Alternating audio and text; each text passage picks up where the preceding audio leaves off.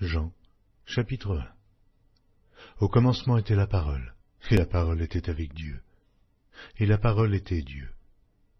Elle était au commencement avec Dieu, toutes choses ont été faites par elle, et rien de ce qui a été fait n'a été fait sans elle. En elle était la vie, et la vie était la lumière des hommes. La lumière luit dans les ténèbres, et les ténèbres ne l'ont point reçue. Il y eut un homme envoyé de Dieu, son nom était Jean. Il vint pour servir de témoin, pour rendre témoignage à la lumière, afin que tous crussent par lui. Oh, il n'était pas la lumière, mais il parut pour rendre témoignage à la lumière. Cette lumière était la véritable lumière qui, en venant dans le monde, éclaire tout homme. Elle était dans le monde, et le monde a été fait par elle, et le monde ne l'a point connue. Elle est venue chez les siens, et les siens ne l'ont point reçue. Mais à tous ceux qui l'ont reçue, à ceux qui croient en son nom, elle a donné le pouvoir de devenir enfants de Dieu, lesquels sont nés non du sang, ni de la volonté de la chair, ni de la volonté de l'homme, mais de Dieu. Et la parole a été faite chair, et elle habitait parmi nous, pleine de grâce et de vérité. Et nous avons contemplé sa gloire, une gloire comme la gloire du Fils unique venu du Père. Jean lui a rendu témoignage et s'est écrié, « C'est celui dont j'ai dit, celui qui vient après moi m'a précédé, car il était avant moi. » Et nous avons tous reçu de sa plénitude et grâce pour grâce, car la loi a été donnée par Moïse. La grâce et la vérité sont venues par Jésus-Christ. Oh, personne n'a jamais vu Dieu. Le Fils unique qui est dans le sein du Père est celui qui l'a fait connaître. Voici le témoignage de Jean, lorsque les Juifs envoyèrent de Jérusalem des sacrificateurs et des Lévites pour lui demander, « Et toi, qui es-tu » Il déclara, il ne le nia point, il déclara qu'il n'était pas le Christ. Ils lui demandèrent, « Quoi donc? Es-tu Élie » Et il dit, « Je ne le suis point. » « Es-tu le prophète » Et il répondit, « Non. » Ils lui dirent alors, « Mais qui es-tu » afin que nous donnions une réponse à ceux qui nous ont envoyés. « Que dis-tu de toi-même » Moi, dit-il, je suis la voix de celui qui crie dans le désert. Aplanissez le chemin du Seigneur, comme a dit Ésaïe, le prophète. Ceux qui avaient été envoyés étaient des pharisiens. Ils lui firent encore cette question. « Pourquoi donc baptises-tu si tu n'es pas le Christ, ni Élie, ni le prophète » Jean leur répondit, « Moi je baptise d'eau, mais au milieu de vous, il y a quelqu'un que vous ne connaissez pas, qui vient après moi. Je ne suis pas digne de délier la courroie de ses souliers. » Ces choses se passèrent à Béthanie, au-delà du Jourdain, où Jean baptisait. Le lendemain, il vit Jésus venant à lui, et il dit, « Voici l'agneau de Dieu, qui ôte le péché du monde. C'est celui dont j'ai dit, après moi vient un homme, qui m'a précédé, car il était avant moi. Oh, je ne le connaissais pas, mais c'est afin qu'il fût manifesté à Israël que je suis venu baptiser d'eau. » Jean rendit ce témoignage. J'ai vu l'Esprit descendre du ciel, comme une colombe, et s'arrêter sur lui. Je ne le connaissais pas. Mais celui qui m'a envoyé baptiser d'eau, celui-là m'a dit, « Celui sur qui tu verras l'Esprit descendre et s'arrêter, c'est celui qui baptise du Saint-Esprit. » Et j'ai vu, et j'ai rendu témoignage qu'il est le Fils de Dieu. Le lendemain, Jean était encore là, avec 2 de ses disciples, et, ayant regardé Jésus qui passait, il dit, « Voilà l'agneau de Dieu. » Les 2 disciples l'entendirent prononcer ces paroles, et ils suivirent Jésus. Jésus se retourna, et voyant qu'ils le suivaient, il leur dit, « Que cherchez-vous » Ils lui répondirent, « Rabbi » ce qui signifie « Maître » où demeures-tu ? Venez, leur dit-il, et voyez. Ils allèrent, et ils virent où il demeurait, et ils restèrent auprès de lui ce jour-là, c'était environ la 10e heure. André, frère de Simon-Pierre, était l'un des 2 qui avait entendu les paroles de Jean et qui avait suivi Jésus. Ce fut lui qui rencontra le premier son frère, Simon, et il lui dit, « Nous avons trouvé le Messie » ce qui signifie Christ. Et il le conduisit vers Jésus. Jésus, l'ayant regardé, dit, « Tu es Simon, fils de Jonas. Tu seras appelé Céphas, ce qui signifie Pierre. » Le lendemain, Jésus voulut se rendre en Galilée, où il rencontra Philippe, et il lui dit, « Suis-moi. » Philippe était de Bethsaïda, de la ville d'André et de Pierre. Philippe rencontra Nathanaël et lui dit, « Nous avons trouvé celui de qui Moïse a écrit dans la loi et dont les prophètes ont parlé, Jésus de Nazareth, fils de Joseph. Nathanaël lui dit, peut-il venir de Nazareth quelque chose de bon? Philippe lui répondit, viens et vois. Jésus, voyant venir à lui Nathanaël, dit de lui, voici vraiment un Israélite, dans lequel il n'y a point de fraude. D'où me connais-tu? Lui dit Nathanaël. Jésus lui répondit, avant que Philippe t'appelât quand tu étais sous le figuier, je t'ai vu. Nathanaël répondit et lui dit, Rabbi, tu es le Fils de Dieu, tu es le roi d'Israël. Jésus lui répondit, parce que je t'ai dit que je t'ai vu sous le figuier, tu crois? Tu verras de plus grandes choses que celles-ci. Et il lui dit, en vérité, vous verrez désormais le ciel ouvert et les anges de Dieu monter et descendre sur le Fils de l'homme. Jean, chapitre 2. 3 jours après, il y eut des noces à Cana en Galilée. La mère de Jésus était là, et Jésus fut aussi invité aux noces avec ses disciples. Le vin ayant manqué, la mère de Jésus lui dit, ils n'ont plus de vin.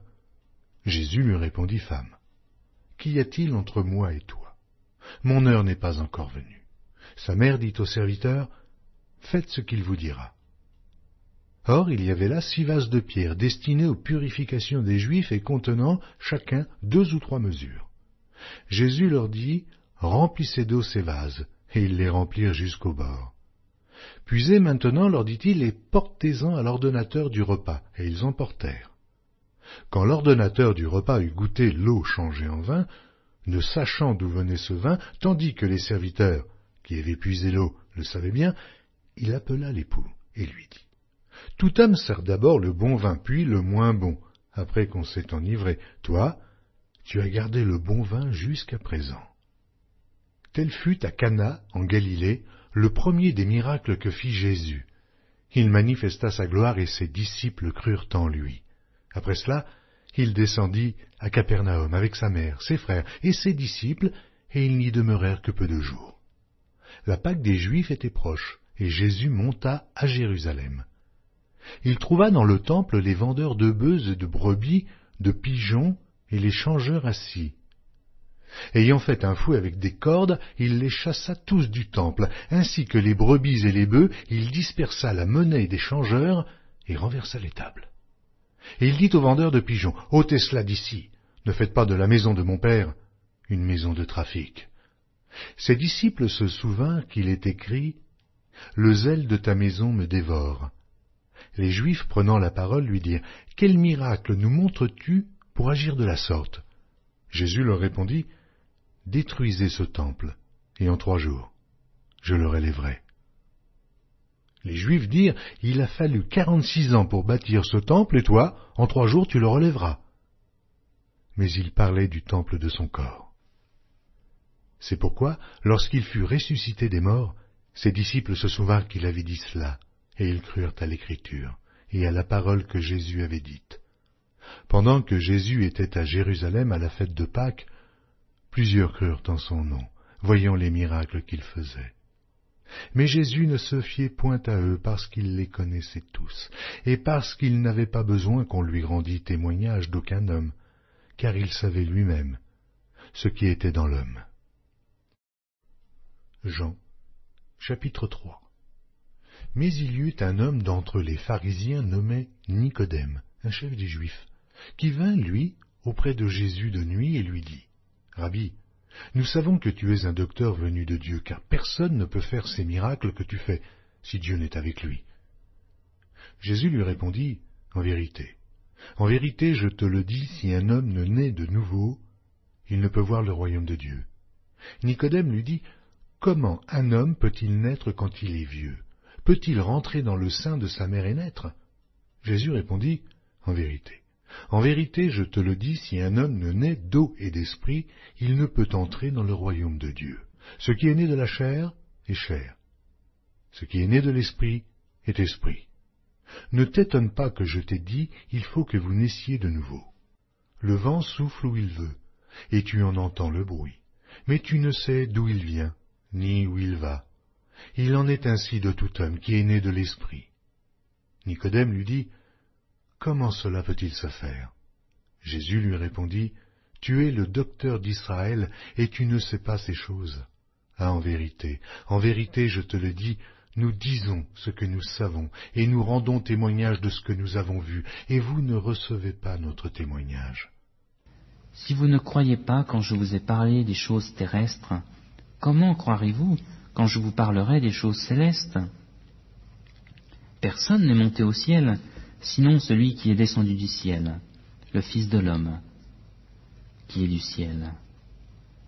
Et comme Moïse éleva le serpent dans le désert, il faut de même que le Fils de l'homme soit élevé, afin que quiconque croit en lui ait la vie éternelle.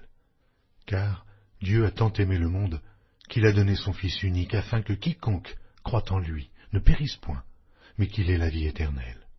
Dieu, en effet, n'a pas envoyé son Fils dans le monde pour qu'il juge le monde, mais pour que le monde soit sauvé par lui. Celui qui croit en lui n'est point jugé, mais celui qui ne croit pas est déjà jugé, parce qu'il n'a pas cru au nom du Fils unique de Dieu. Et ce jugement, c'est que, la lumière étant venue dans le monde, les hommes ont préféré les ténèbres à la lumière, parce que leurs œuvres étaient mauvaises. Car quiconque fait le mal est la lumière, et ne vient point à la lumière, de peur que ses œuvres ne soient dévoilées. Mais celui qui agit selon la vérité vient à la lumière, afin que ses œuvres soient manifestées, parce qu'elles sont faites en Dieu. Après cela, Jésus, accompagné de ses disciples, se rendit dans la terre de Judée, et là, il demeurait avec eux, et il baptisait. Jean aussi baptisait à Hénon, près de Salim, parce qu'il y avait là beaucoup d'eau, et on y venait pour être baptisé, car Jean n'avait pas encore été mis en prison. Or, il s'éleva de la part des disciples de Jean une dispute avec un juif touchant la purification. Ils vinrent trouver Jean et lui dirent, « Rabbi, celui qui était avec toi au-delà du Jourdain, et à qui tu as rendu témoignage, voici, il baptise, et tous vont à lui. » Jean répondit, « Un homme ne peut recevoir que ce qui lui a été donné du ciel. Vous-même m'êtes témoin que j'ai dit, je ne suis pas le Christ, mais j'ai été envoyé devant lui. Celui à qui appartient l'épouse, c'est l'époux. Mais l'ami de l'époux qui se tient là et qui l'entend éprouve une grande joie à cause de la voix de l'époux. Aussi, cette joie qui est la mienne est parfaite. Il faut qu'il croisse et que je diminue. Celui qui vient d'en haut est au-dessus de tous. Celui qui est de la terre est de la terre, et il parle comme étant de la terre. Celui qui vient du ciel est au-dessus de tous. Il rend témoignage de ce qu'il a vu et entendu, et personne ne reçoit son témoignage. Celui qui a reçu son témoignage a certifié que Dieu est vrai. Car celui que Dieu a envoyé dit les paroles de Dieu, parce que Dieu ne lui donne pas l'Esprit avec mesure.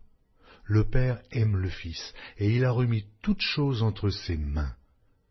Celui qui croit au Fils a la vie éternelle. Celui qui ne croit pas au Fils ne verra point la vie, mais la colère de Dieu demeure sur lui. Jean, chapitre 4. Le Seigneur sut que les pharisiens avaient appris qu'il faisait et baptisait plus de disciples que Jean. Toutefois, Jésus ne baptisait pas lui-même, mais c'étaient ses disciples. Alors il quitta la Judée et retourna en Galilée. Comme il fallait qu'il passât par la Samarie, il arriva dans une ville de Samarie nommée Sichar, près du champ que Jacob avait donné à Joseph, son fils. Là se trouvait le puits de Jacob. Jésus, fatigué du voyage, était assis au bord du puits. C'était environ la 6e heure. Une femme de Samarie vint puiser de l'eau. Jésus lui dit, « Donne-moi à boire », car ses disciples étaient allés à la ville pour acheter des vivres. La femme samaritaine lui dit, « Comment toi qui es juif, me demandes-tu à boire, à moi, qui suis une femme samaritaine ?» Les Juifs, en effet, n'ont pas de relation avec les Samaritains. Jésus lui répondit, « Si tu connaissais le don de Dieu, et qui est celui qui te dit « Donne-moi à boire », tu lui aurais toi-même demandé à boire, et il t'aurait donné de l'eau vive. » « Seigneur, lui dit la femme, tu n'as rien pour puiser, et le puits est profond. D'où aurais-tu donc cette eau vive? Es-tu plus grand que notre père Jacob, qui nous a donné ce puits, et qui en a bu lui-même, ainsi que ses fils et ses troupeaux? » Jésus lui répondit, « Quiconque boit de cette eau aura encore soif. Mais celui qui boira de l'eau que je lui donnerai n'aura jamais soif. Et l'eau que je lui donnerai deviendra en lui une source d'eau qui jaillira jusque dans la vie éternelle. » La femme lui dit, Seigneur, donne-moi cette eau, afin que je n'aie plus soif, et que je ne vienne plus puiser ici. Va, lui dit Jésus, appelle ton mari, et viens ici. La femme lui répondit, je n'ai point de mari. Jésus lui dit, tu as eu raison de dire je n'ai point de mari, car tu as eu 5 maris, et celui que tu as maintenant n'est pas ton mari. En cela, tu as dit vrai. Seigneur, lui dit la femme, je vois que tu es prophète. Nos pères ont adoré sur cette montagne, et vous vous dites que le lieu où il faut adorer est à Jérusalem. Femme, lui dit Jésus, crois-moi, l'heure vient où ce ne sera ni sur cette montagne, ni à Jérusalem, que vous adorerez le Père. Vous adorez ce que vous ne connaissez pas. Nous adorons ce que nous connaissons, car le salut vient des Juifs. Mais l'heure vient, et elle est déjà venue, où les vrais adorateurs adoreront le Père en esprit et en vérité, car ce sont là les adorateurs que le Père demande. Dieu est esprit, et il faut que ceux qui l'adorent en esprit et en vérité. La femme lui dit, « Je sais que le Messie doit venir, celui qu'on appelle Christ. Quand il sera venu, il nous annoncera toutes choses. » Jésus lui dit, « Je le suis, moi qui te parle. » Là-dessus arrivèrent ses disciples qui furent étonnés de ce qu'il parlait avec une femme. Toutefois, aucun ne dit « Que demandes-tu » ou « De quoi parles-tu avec elle ?» Alors la femme, ayant laissé sa cruche, s'en alla dans la ville et dit aux gens, « Venez voir un homme qui m'a tout dit ce que j'ai fait. Ne serait-ce point le Christ ?» Ils sortirent de la ville et ils vinrent vers lui. Pendant ce temps, les disciples le pressaient de manger, disant, « Rabbi, mange !» Mais il leur dit, « J'ai à manger une nourriture que vous ne connaissez pas. » Les disciples se disaient donc les uns aux autres, « Quelqu'un lui aurait-il apporté à manger ?» Jésus leur dit, « Ma nourriture est de faire la volonté de celui qui m'a envoyé et d'accomplir son œuvre. Ne dites-vous pas qu'il y a encore 4 mois jusqu'à la moisson? Voici, je vous le dis, levez les yeux et regardez les champs qui déjà blanchissent pour la moisson. Celui qui moissonne reçoit un salaire et amasse des fruits pour la vie éternelle, afin que celui qui sème et celui qui moissonne se réjouissent ensemble. Car en ceci, ce qu'on dit est vrai. Autre est celui qui sème, et autre celui qui moissonne. Je vous ai envoyé moissonner ce que vous n'avez pas travaillé. D'autres ont travaillé, et vous êtes rentrés dans leur travail. Plusieurs Samaritains de cette ville crurent en Jésus à cause de cette déclaration formelle de la femme. Il m'a dit tout ce que j'ai fait. Aussi, quand les Samaritains vinrent le trouver, ils le prièrent de rester auprès d'eux, et il resta là 2 jours. Un beaucoup plus grand nombre crurent à cause de sa parole. Et il disait à la femme, « Ce n'est plus à cause de ce que tu nous as dit que nous croyons, car nous l'avons entendu nous-mêmes, et nous savons qu'il est vraiment le Sauveur du monde. » Après ces 2 jours, Jésus partit de là pour se rendre en Galilée, car il avait déclaré lui-même qu'un prophète n'est pas honoré dans sa propre patrie. Lorsqu'il arriva en Galilée, il fut bien reçu des Galiléens, qui avaient vu tout ce qu'il avait fait à Jérusalem pendant la fête, car eux aussi étaient allés à la fête. Il retourna donc à Cana, en Galilée, où il avait changé l'eau en vin. Il y avait là à Capernaum un officier du roi, dont le fils était malade. Ayant appris que Jésus était venu de Judée en Galilée, il alla vers lui et le pria de descendre et de guérir son fils, qui était près de mourir. Jésus lui dit, « Si vous ne voyez des miracles et des prodiges, vous ne croyez point. » L'officier du roi lui dit, « Seigneur, descends avant que mon enfant meure. » « Va, lui dit Jésus, ton fils vit. » Et cet homme crut à la parole que Jésus lui avait dite, et il s'en alla.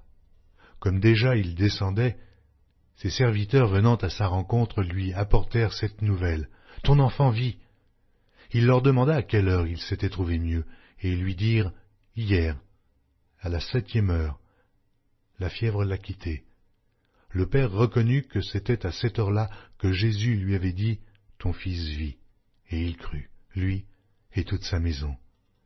Jésus fit encore ce second miracle lorsqu'il fut venu de Judée en Galilée.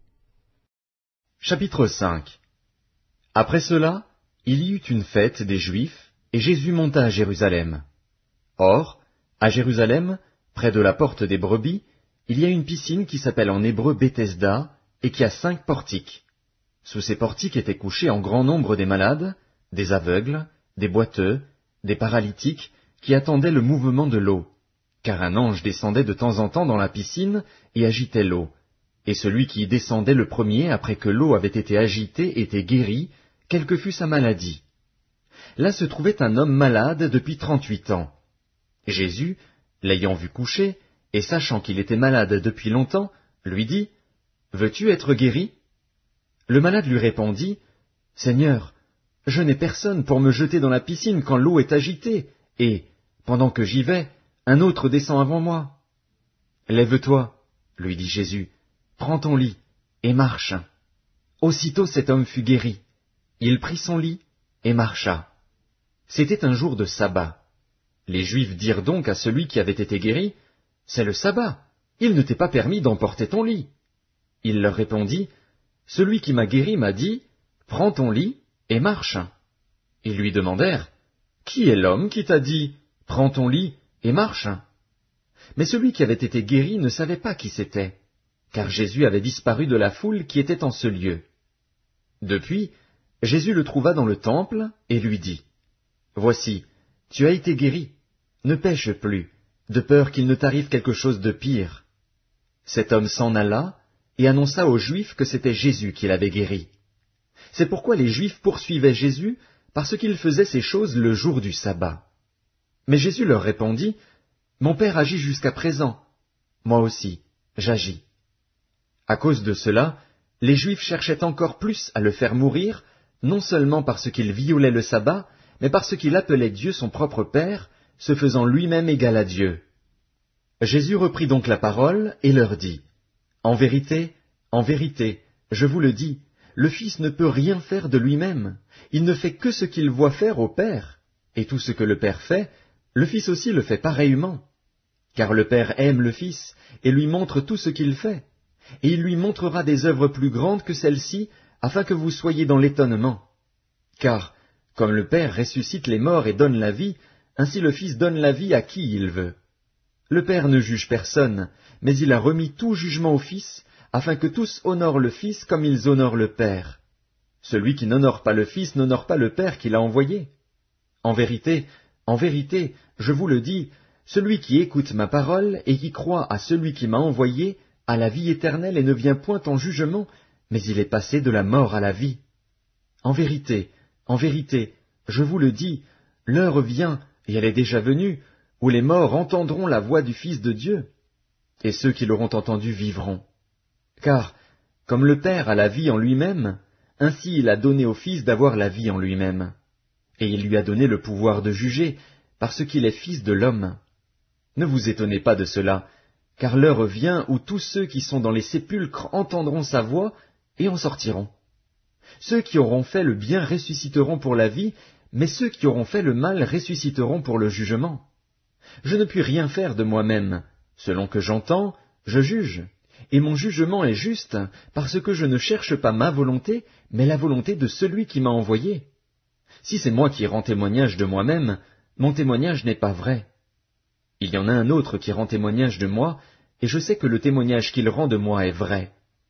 Vous avez envoyé vers Jean, et il a rendu témoignage à la vérité. Pour moi, ce n'est pas d'un homme que je reçois le témoignage, mais je dis ceci, afin que vous soyez sauvés. Jean était la lampe qui brûle et qui luit, et vous avez voulu vous réjouir 1 heure à sa lumière.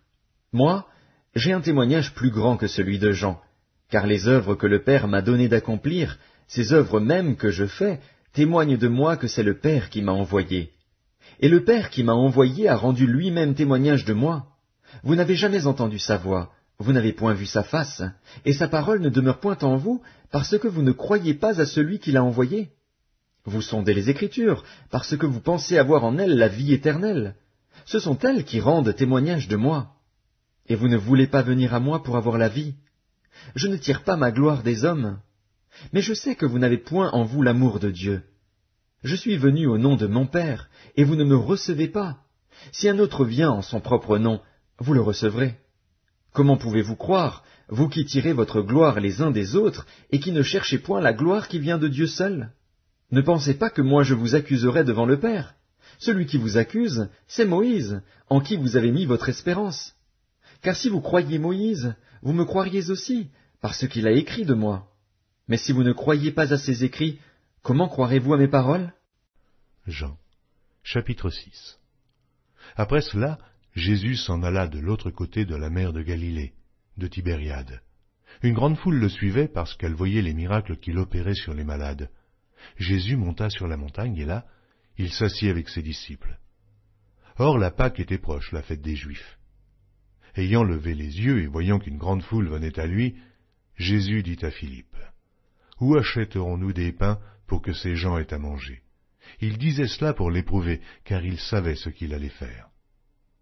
Philippe lui répondit, « Mais les pains qu'on aurait pour 200 deniers ne suffiraient pas pour que chacun en reçût un peu. » Un de ses disciples, André, frère de Simon, Pierre, lui dit, « Il y a ici un jeune garçon qui a 5 pains d'orge et 2 poissons. Mais qu'est-ce que cela pour tant de gens ?» Jésus dit, « Faites-les asseoir. » Il y avait dans ce lieu beaucoup d'herbes. Ils s'assirent donc, au nombre d'environ 5000 hommes. Jésus prit les pains, rendit grâce, et les distribua à ceux qui étaient assis. Il leur donna de même des poissons, autant qu'ils en voulurent. Lorsqu'ils furent rassasiés, il dit à ses disciples, « Ramassez les morceaux qui restent, afin que rien ne se perde. » Ils les ramassèrent donc, et ils remplirent 12 paniers avec les morceaux qui restèrent des 5 pains d'orge, après que tous eurent mangé. Ces gens, ayant vu le miracle que Jésus avait fait, disaient, « Celui-ci est vraiment le prophète qui doit venir dans le monde. » Et Jésus, sachant qu'il allait venir l'enlever pour le faire roi, se retira de nouveau sur la montagne, lui seul. Quand le soir fut venu, ses disciples descendirent au bord de la mer. Étant montés dans une barque, ils traversaient la mer pour se rendre à Capernaum. Il faisait déjà nuit, et Jésus ne les avait pas encore rejoints. Il soufflait un grand vent, et la mer était agitée. Après avoir ramé environ 25 ou 30 stades, ils virent Jésus marchant sur la mer et s'approchant de la barque, et ils eurent peur. Mais Jésus leur dit, « C'est moi, n'ayez pas peur. » Ils voulaient donc le prendre dans la barque, et aussitôt la barque aborda au lieu où ils allaient.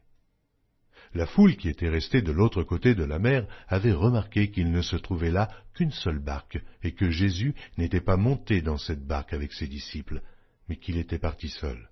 Le lendemain, comme d'autres barques étaient arrivées de Tibériade, près du lieu où ils avaient mangé le pain après que le Seigneur eut rendu grâce, les gens de la foule, ayant vu que ni Jésus, ni ses disciples n'étaient là, montèrent eux-mêmes dans ces barques et allèrent à Capernaum à la recherche de Jésus. Et, l'ayant trouvé au-delà de la mer, ils lui dirent, « Rabbi, quand es-tu venu ici ?» Jésus leur répondit, « En vérité, je vous le dis, vous me cherchez non parce que vous avez vu des miracles, mais parce que vous avez mangé des pains et que vous avez été rassasiés. Travaillez non pour la nourriture qui périt, mais pour celle qui subsiste pour la vie éternelle, et que le Fils de l'homme vous donnera. Car c'est lui que le Père, que Dieu a marqué de son sceau. » Ils lui dirent, « Que devons-nous faire pour faire les œuvres de Dieu ?» Jésus leur répondit, « L'œuvre de Dieu, c'est que vous croyiez en celui qui l'a envoyé. » « Quel miracle fais-tu donc, lui dirent-ils, afin que nous le voyions et que nous croyions en toi? Que fais-tu? Nos pères ont mangé la manne dans le désert, selon ce qui est écrit, il leur donna le pain du ciel à manger. » Jésus leur dit, « En vérité, je vous le dis, Moïse ne vous a pas donné le pain du ciel, mais mon Père vous donne le vrai pain du ciel. Car le pain de Dieu, c'est celui qui descend du ciel et qui donne la vie au monde. » Ils lui dirent, « Seigneur, donne-nous toujours ce pain. » Jésus leur dit, « Je suis le pain de vie. Celui qui vient à moi n'aura jamais faim, et celui qui croit en moi n'aura jamais soif. Mais je vous l'ai dit, vous m'avez vu, et vous ne croyez point. Tous ceux que le Père me donne viendront à moi, et je ne mettrai pas dehors celui qui vient à moi, car je suis descendu du ciel pour faire non ma volonté, mais la volonté de celui qui m'a envoyé. Or, la volonté de celui qui m'a envoyé, c'est que je ne perde rien de tout ce qu'il m'a donné, mais que je le ressuscite au dernier jour. La volonté de mon Père, c'est que quiconque voit le Fils et croit en lui ait la vie éternelle, et je le ressusciterai au dernier jour. » Les Juifs murmuraient à son sujet parce qu'il avait dit « Je suis le pain qui est descendu du ciel ». Et ils disaient « N'est-ce pas là Jésus, le fils de Joseph, celui dont nous connaissons le père et la mère? Comment donc dit-il « Je suis descendu du ciel » ?» Jésus leur répondit « Ne murmurez pas entre vous. Nul ne peut venir à moi si le Père qui m'a envoyé ne l'attire, et je le ressusciterai au dernier jour. Il est écrit dans les prophètes, ils seront tous enseignés de Dieu. Ainsi, quiconque a entendu le Père et a reçu son enseignement vient à moi. C'est que nul n'a vu le Père, sinon celui qui vient de Dieu. Celui-là a vu le Père, en vérité. En vérité, je vous le dis, celui qui croit en moi a la vie éternelle. Je suis le pain de vie. Vos pères ont mangé la manne dans le désert et ils sont morts. C'est ici le pain qui descend du ciel afin que celui qui en mange ne meure point. Je suis le pain vivant qui est descendu du ciel.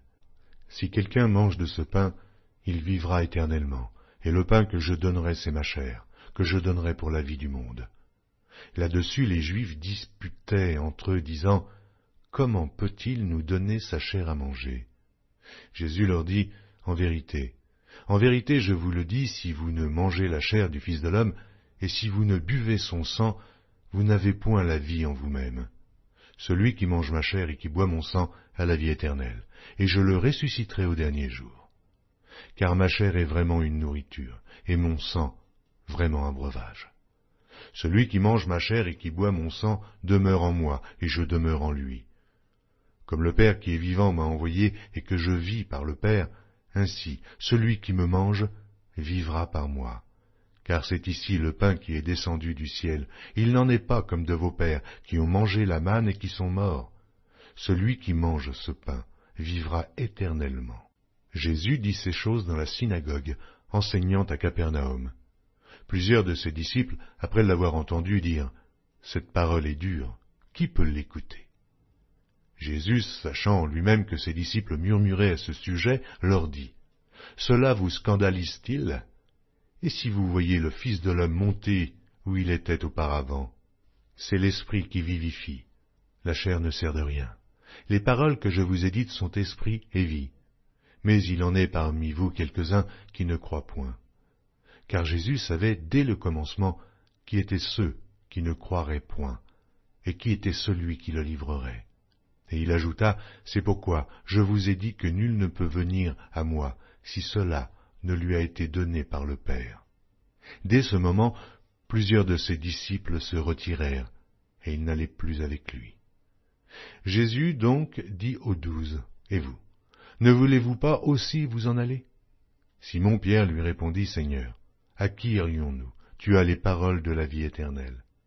Et nous avons cru, et nous avons connu que tu es le Christ, le Saint de Dieu. » Jésus leur répondit, « N'est-ce pas moi qui vous ai choisis, vous, les 12? Et l'un de vous est un démon. » Il parlait de Judas Iscario, fils de Simon, car c'était lui qui devait le livrer, lui, l'un des 12. Jean, chapitre 7. Après cela, Jésus parcourait la Galilée, car il ne voulait pas séjourner en Judée, parce que les Juifs cherchaient à le faire mourir. Or, la fête des Juifs, la fête des tabernacles, était proche, et ses frères lui dirent, « Pars d'ici, et va en Judée afin que tes disciples voient aussi les œuvres que tu fais. Personne n'agit en secret lorsqu'il désire paraître. Si tu fais ces choses, montre-toi toi-même au monde. » Car ses frères non plus ne croyaient pas en lui. Jésus leur dit, « Mon temps n'est pas encore venu, mais votre temps est toujours prêt. Le monde ne peut vous haïr. Moi, il me hait, parce que je rends de lui le témoignage que ses œuvres sont mauvaises. Montez-vous à cette fête. Pour moi, je n'y monte point, parce que mon temps n'est pas encore accompli. » Après leur avoir dit cela, il resta en Galilée. Lorsque ses frères furent montés à la fête, il y monta aussi lui-même, non publiquement, mais comme en secret. Les Juifs le cherchaient pendant la fête et disaient, « Mais où est-il » Il y avait dans la foule grande rumeur à son sujet. Les uns disaient « c'est un homme de bien », d'autres disaient « non, il égare la multitude ». Personne toutefois ne parlait librement de lui par crainte des Juifs. Vers le milieu de la fête, Jésus monta au temple et il enseignait. Les Juifs s'étonnaient, disant « Comment connaît-il les Écritures, lui qui n'a point étudié ?» Jésus leur répondit « Ma doctrine n'est pas de moi, mais de celui qui m'a envoyé. Si quelqu'un veut faire sa volonté, il connaîtra si ma doctrine est de Dieu, ou si je parle de mon chef. Celui qui parle de son chef cherche sa propre gloire, mais celui qui cherche la gloire de celui qui l'a envoyé, celui-là est vrai, et il n'y a point d'injustice en lui. Moïse ne vous a-t-il pas donné la loi, et nul de vous n'observe la loi? Pourquoi cherchez-vous à me faire mourir? La foule répondit, « Tu as un démon. Qu'est-ce qui cherche à te faire mourir ?»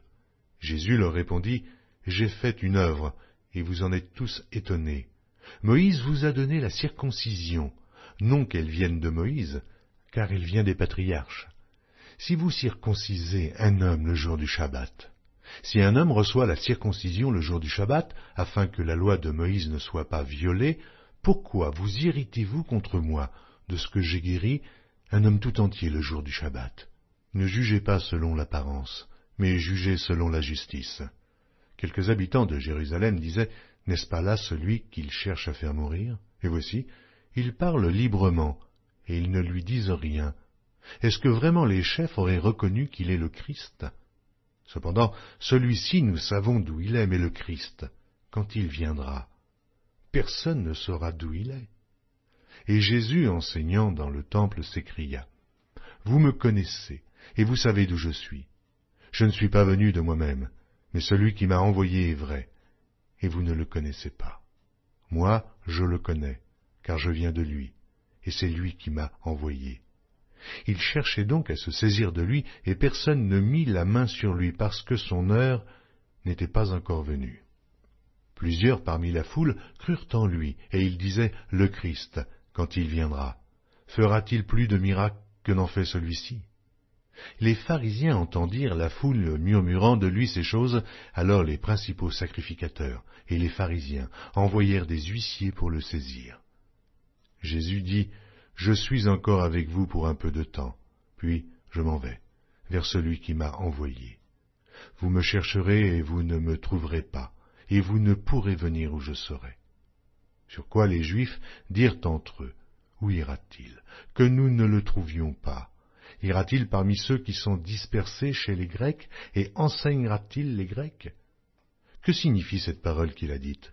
Vous me chercherez et vous ne me trouverez pas, et vous ne pouvez venir où je serai. » Le dernier jour, le grand jour de la fête, Jésus, se tenant debout, s'écria, « Si quelqu'un a soif, qu'il vienne à moi, et qu'il boive. Celui qui croit en moi, des fleuves d'eau vive couleront de son sein, comme dit l'Écriture. » Il dit cela de l'Esprit qui devait recevoir ceux qui croiraient en lui, car l'Esprit n'était pas encore parce que Jésus n'avait pas encore été glorifié. Des gens de la foule, ayant entendu ces paroles, disaient, « Celui-ci est vraiment le prophète. » D'autres disaient, « C'est le Christ. » Et d'autres disaient, « Est-ce bien de la Galilée que doit venir le Christ?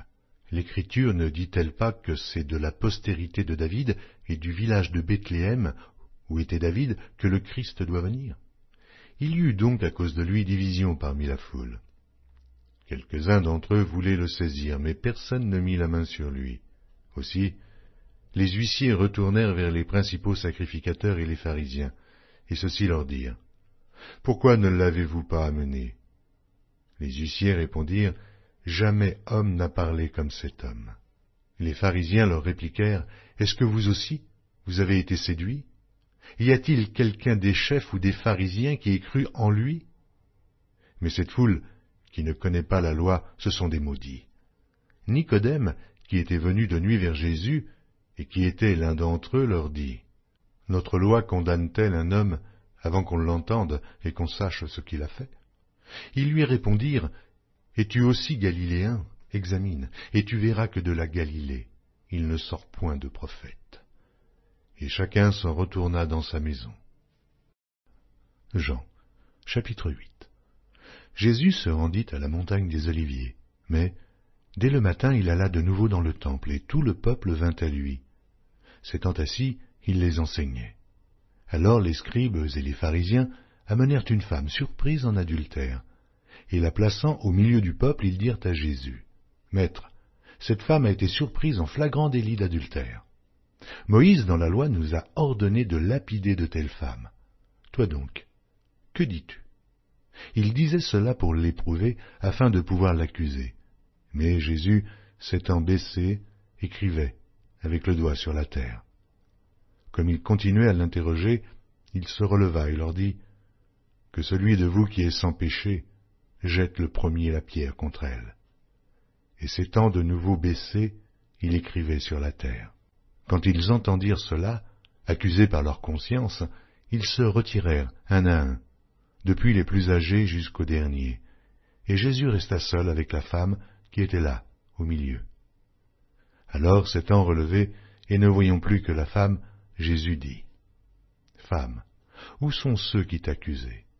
Personne ne t'a-t-il condamné » Elle répondit, « Non, Seigneur. » Et Jésus lui dit, « Je ne te condamne pas non plus. Va, et ne pêche plus. » Jésus leur parla de nouveau et dit, « Je suis la lumière du monde. Celui qui me suit ne marchera pas dans les ténèbres, mais il aura la lumière de la vie. » Là-dessus, les pharisiens lui dirent, « Tu rends témoignage de toi-même, ton témoignage n'est pas vrai. » Jésus leur répondit, « Quoique je rende témoignage de moi-même, mon témoignage est vrai, car je sais d'où je suis venu et où je vais. Mais vous, vous ne savez d'où je viens, ni où je vais. Vous jugez selon la chair, moi, je ne juge personne. Et si je juge, mon jugement est vrai, car je ne suis pas seul, mais le Père qui m'a envoyé est avec moi. Il est écrit dans votre loi que le témoignage de deux hommes est vrai. Je rends témoignage de moi-même, et le Père qui m'a envoyé rend témoignage de moi. » Ils lui dirent donc, « Où est ton Père » Jésus répondit, « Vous ne connaissez ni moi, ni mon Père. Si vous me connaissiez, vous connaîtriez aussi mon Père. » Jésus dit ces paroles, enseignant dans le temple, au lieu où était le trésor, et personne ne le saisit parce que son heure n'était pas encore venue. Jésus leur dit encore, « Je m'en vais, et vous me chercherez, et vous mourrez dans votre péché, vous ne pouvez venir où je vais. » Sur quoi les Juifs dirent, « Se tuera-t-il lui-même, puisqu'il dit, vous ne pouvez venir où je vais ?» Et il leur dit, « Vous êtes d'en bas, moi je suis d'en haut. Vous êtes de ce monde, moi je ne suis pas de ce monde. C'est pourquoi je vous ai dit que vous mourrez dans vos péchés, car si vous ne croyez pas ce que je suis, vous mourrez dans vos péchés. Qui es-tu, lui dirent-ils. Jésus leur répondit, ce que je vous dis dès le commencement. J'ai beaucoup de choses à dire de vous et à juger en vous, mais celui qui m'a envoyé est vrai, et ce que j'ai entendu de lui, je le dis au monde. Ils ne comprirent point qu'il leur parlait du Père. Jésus donc leur dit, quand vous aurez élevé le Fils de l'homme, alors vous connaîtrez ce que je suis, et que je ne fais rien de moi-même, mais que je parle selon ce que le Père m'a enseigné. Celui qui m'a envoyé est avec moi, il ne m'a pas laissé seul, parce que je fais toujours ce qui lui est agréable. » Comme Jésus parlait ainsi, plusieurs crurent en lui, et il dit aux Juifs qui avaient cru en lui, « Si vous demeurez dans ma parole, vous êtes vraiment mes disciples, vous connaîtrez la vérité, et la vérité vous affranchira. » Ils lui répondirent, « Nous sommes la postérité d'Abraham, et nous ne fûmes jamais esclaves de personne. Comment dis-tu, vous deviendrez libres ? » En vérité, je vous le dis, leur répliqua Jésus, quiconque se livre au péché est esclave du péché. Or l'esclave ne demeure pas toujours dans la maison, le Fils y demeure toujours. Si donc le Fils vous affranchit, vous serez réellement libres. Je sais que vous êtes la postérité d'Abraham, mais vous cherchez à me faire mourir, parce que ma parole ne pénètre pas en vous. Je dis ce que j'ai vu chez mon Père, et vous, vous faites ce que vous avez entendu de la part de votre Père. Ils lui répondirent, « Notre Père, c'est Abraham. » Jésus leur dit, « Si vous étiez enfants d'Abraham, vous feriez les œuvres d'Abraham. Mais maintenant, vous cherchez à me faire mourir, moi qui vous ai dit la vérité, que j'ai entendue de Dieu. Cela, Abraham ne l'a point fait. Vous êtes les œuvres de votre Père. Ils lui dirent, « Nous ne sommes pas des enfants illégitimes, nous avons un seul Père, Dieu. » Jésus leur dit, « Si Dieu était votre Père, vous m'aimeriez, car c'est de Dieu que je suis sorti et que je viens. Je ne suis pas venu de moi-même, mais c'est lui qui m'a envoyé. Pourquoi ne comprenez-vous pas mon langage? Parce que vous ne pouvez écouter ma parole.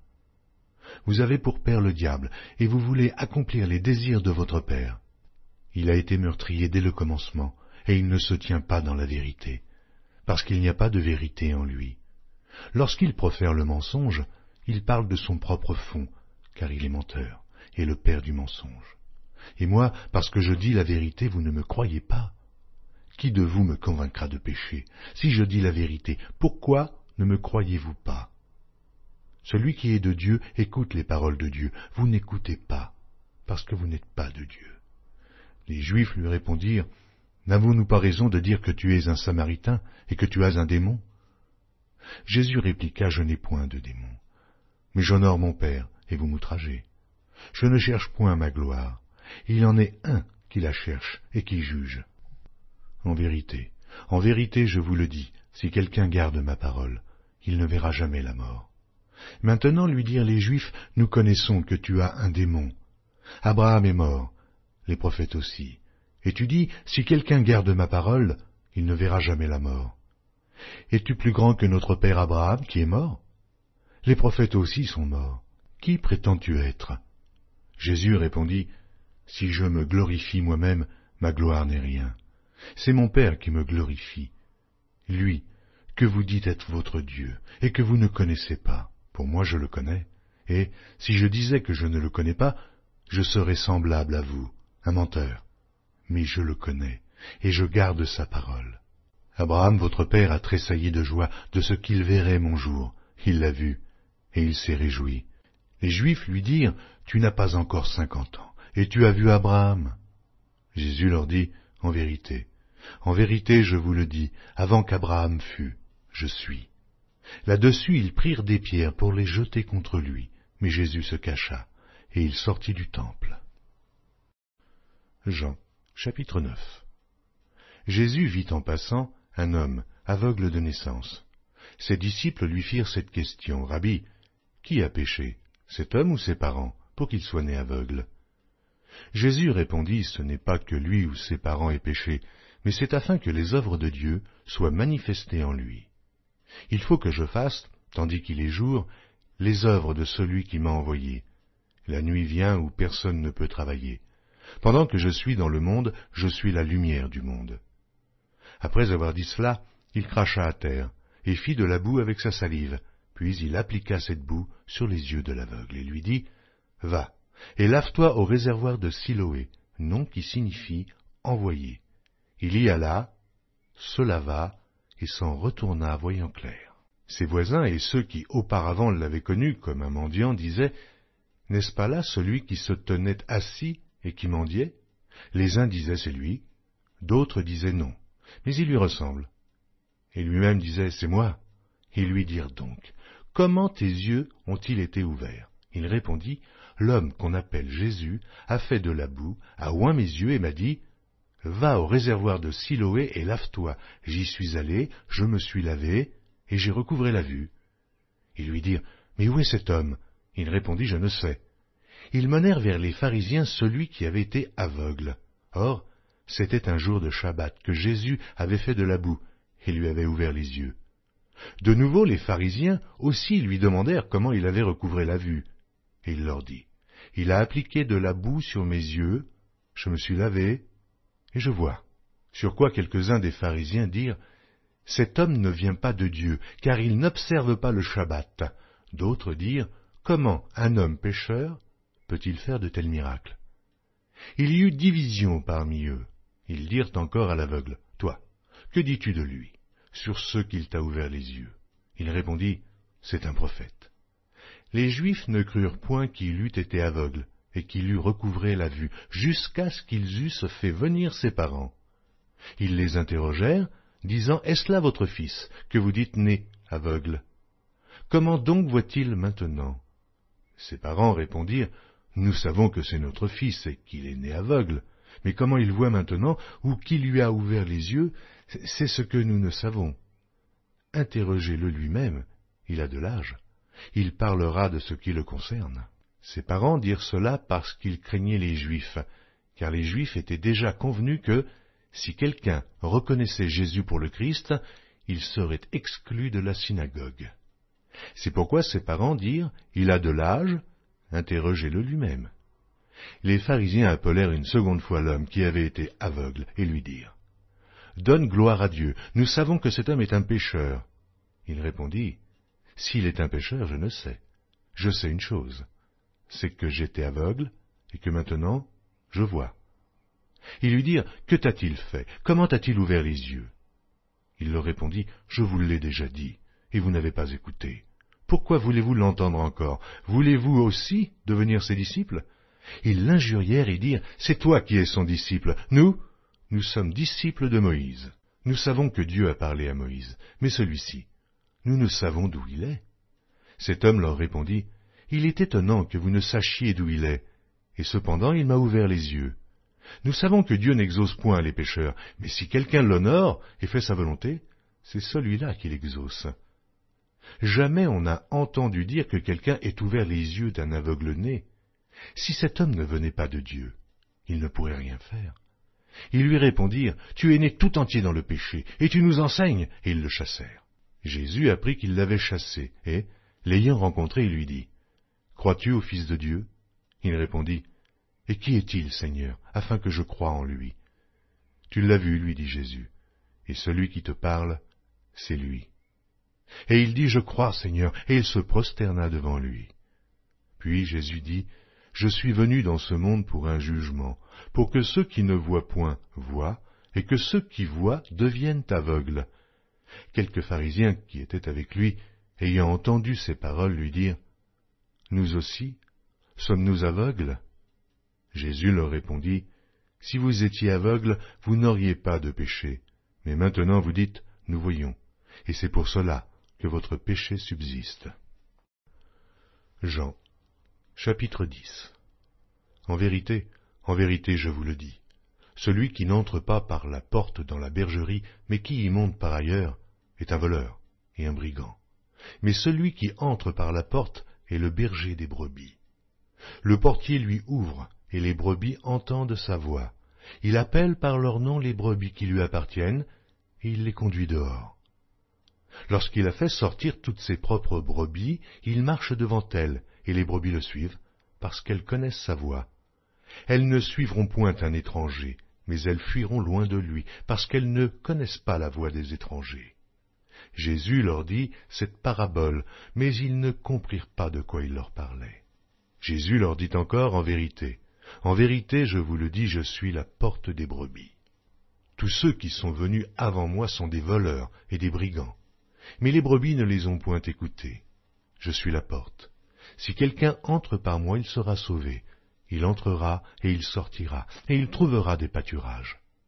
Le voleur ne vient que pour dérober, égorger et détruire. Moi, je suis venu afin que les brebis aient la vie, et qu'elles soient dans l'abondance. Je suis le bon berger. Le bon berger donne sa vie pour ses brebis. Mais le mercenaire, qui n'est pas le berger, et à qui n'appartiennent pas les brebis, voit venir le loup, abandonne les brebis et prend la fuite, et le loup les ravit et les disperse. Le mercenaire s'enfuit parce qu'il est mercenaire, et qu'il ne se met point en peine des brebis. Je suis le bon berger. Je connais mes brebis, et elles me connaissent, comme le Père me connaît, et comme je connais le Père, et je donne ma vie pour mes brebis. J'ai encore d'autres brebis, qui ne sont pas de cette bergerie. Celles-là, il faut que je les amène, elles entendront ma voix, et il y aura un seul troupeau et un seul berger. Le Père m'aime parce que je donne ma vie, afin de la reprendre. Personne ne me l'ôte, mais je la donne de moi-même. J'ai le pouvoir de la donner, et j'ai le pouvoir de la reprendre. Tel est l'ordre que j'ai reçu de mon Père. Il y eut de nouveau, à cause de ces paroles, division parmi les Juifs. Plusieurs d'entre eux disaient, « Il a un démon, il est fou. Pourquoi l'écoutez-vous » D'autres disaient, « Ce ne sont pas les paroles d'un démoniaque. Un démon peut-il ouvrir les yeux des aveugles » On célébrait à Jérusalem la fête de la dédicace, c'était l'hiver. et Jésus se promenait dans le temple, sous le portique de Salomon. Les Juifs l'entourèrent et lui dirent, « Jusque à quand tiendras-tu nos esprits en suspens? Si tu es le Christ, dis-le-nous, franchement. » Jésus leur dit, « Je vous l'ai dit, et vous ne croyez pas. Les œuvres que je fais au nom de mon Père rendent témoignage de moi. Mais vous ne me croyez pas, parce que vous n'êtes pas de mes brebis. Mes brebis entendent ma voix, je les connais, et elles me suivent. Je donne la vie éternelle, et elles ne périront jamais, et personne ne les ravira de ma main. Mon Père qui me les a donnés est plus grand que tous, et personne ne peut les ravir de la main de mon Père. Moi et le Père, nous sommes un. » Alors les Juifs prirent de nouveau des pierres pour le lapider. Jésus leur dit, « Je vous ai fait voir plusieurs bonnes œuvres venant de mon Père. Et pour laquelle me lapidez-vous » Les Juifs répondirent, « Ce n'est point pour une bonne œuvre que nous te lapidons, mais pour un blasphème, et parce que toi, qui es homme, tu te fais Dieu. » Jésus leur répondit, « N'est-il pas écrit dans votre loi, j'ai dit, vous êtes des dieux. Si elle a appelé Dieu ceux à qui la parole de Dieu a été adressée, et si l'Écriture ne peut être anéantie, celui que le Père a sanctifié et envoyé dans le monde, vous lui dites, tu blasphèmes. Et cela parce que j'ai dit, je suis le Fils de Dieu. Si je ne fais pas les œuvres de mon Père, ne me croyez pas. Mais si je les fais quand même, vous ne me croyez point. Croyez à ces œuvres, afin que vous sachiez et reconnaissiez que le Père est en moi, et que je suis dans le Père. » Là-dessus, ils cherchèrent encore à le saisir, mais il s'échappa de leurs mains. Jésus s'en alla de nouveau au-delà du Jourdain, dans le lieu où Jean avait d'abord baptisé, et il y demeura.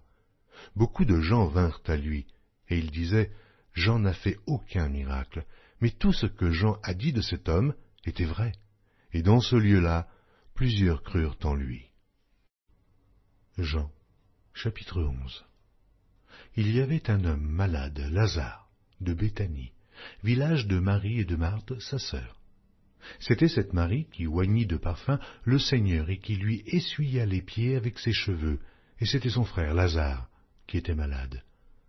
Les sœurs envoyèrent dire à Jésus, « Seigneur, voici celui que tu aimes est malade. » Après avoir entendu cela, Jésus dit, « Cette maladie n'est point à la mort, mais elle est pour la gloire de Dieu, afin que le Fils de Dieu soit glorifié par elle. » Or Jésus aimait Marthe, et sa sœur, et Lazare.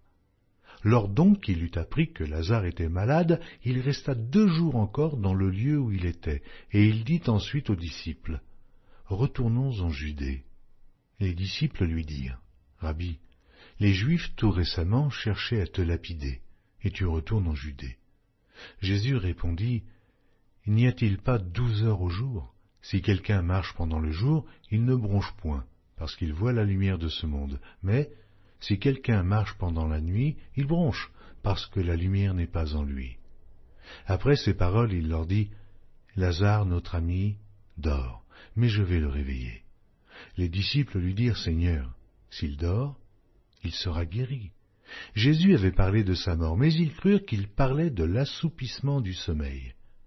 Alors Jésus leur dit ouvertement, « Lazare est mort.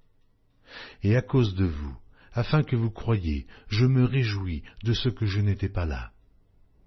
Mais allons vers lui. » Sur quoi Thomas, appelé Didyme, dit aux autres disciples, « Allons aussi, afin de mourir avec lui. » Jésus, étant arrivé là, trouva que Lazare était déjà depuis 4 jours dans le sépulcre.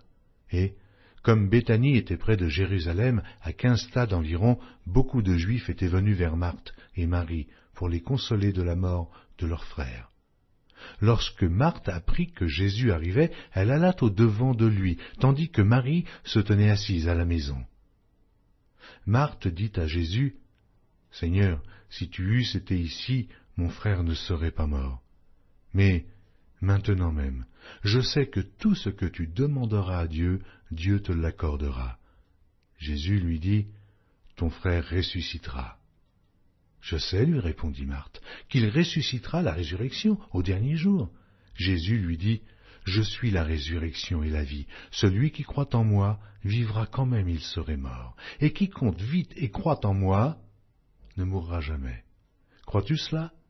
Elle lui dit, « Oui, Seigneur, je le crois, je crois que tu es le Christ, le Fils de Dieu, qui devait venir dans le monde. » Ayant ainsi parlé, elle s'en alla.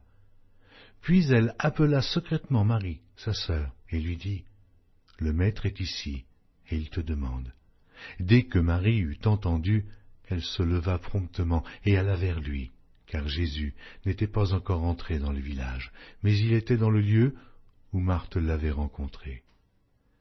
Les Juifs qui étaient avec Marie dans la maison et qui la consolaient, l'ayant vue se lever promptement et sortir, la suivirent, disant, « Elle va au sépulcre pour y pleurer. » Lorsque Marie fut arrivée, là où était Jésus, et qu'elle le vit, elle tomba à ses pieds et lui dit, « Seigneur, si tu eusses été ici, mon frère ne serait pas mort. » Jésus, la voyant pleurer, elle et les Juifs qui étaient venus avec elle, frémit en son esprit et fut tout ému. Et il dit, « Où l'avez-vous mis ?»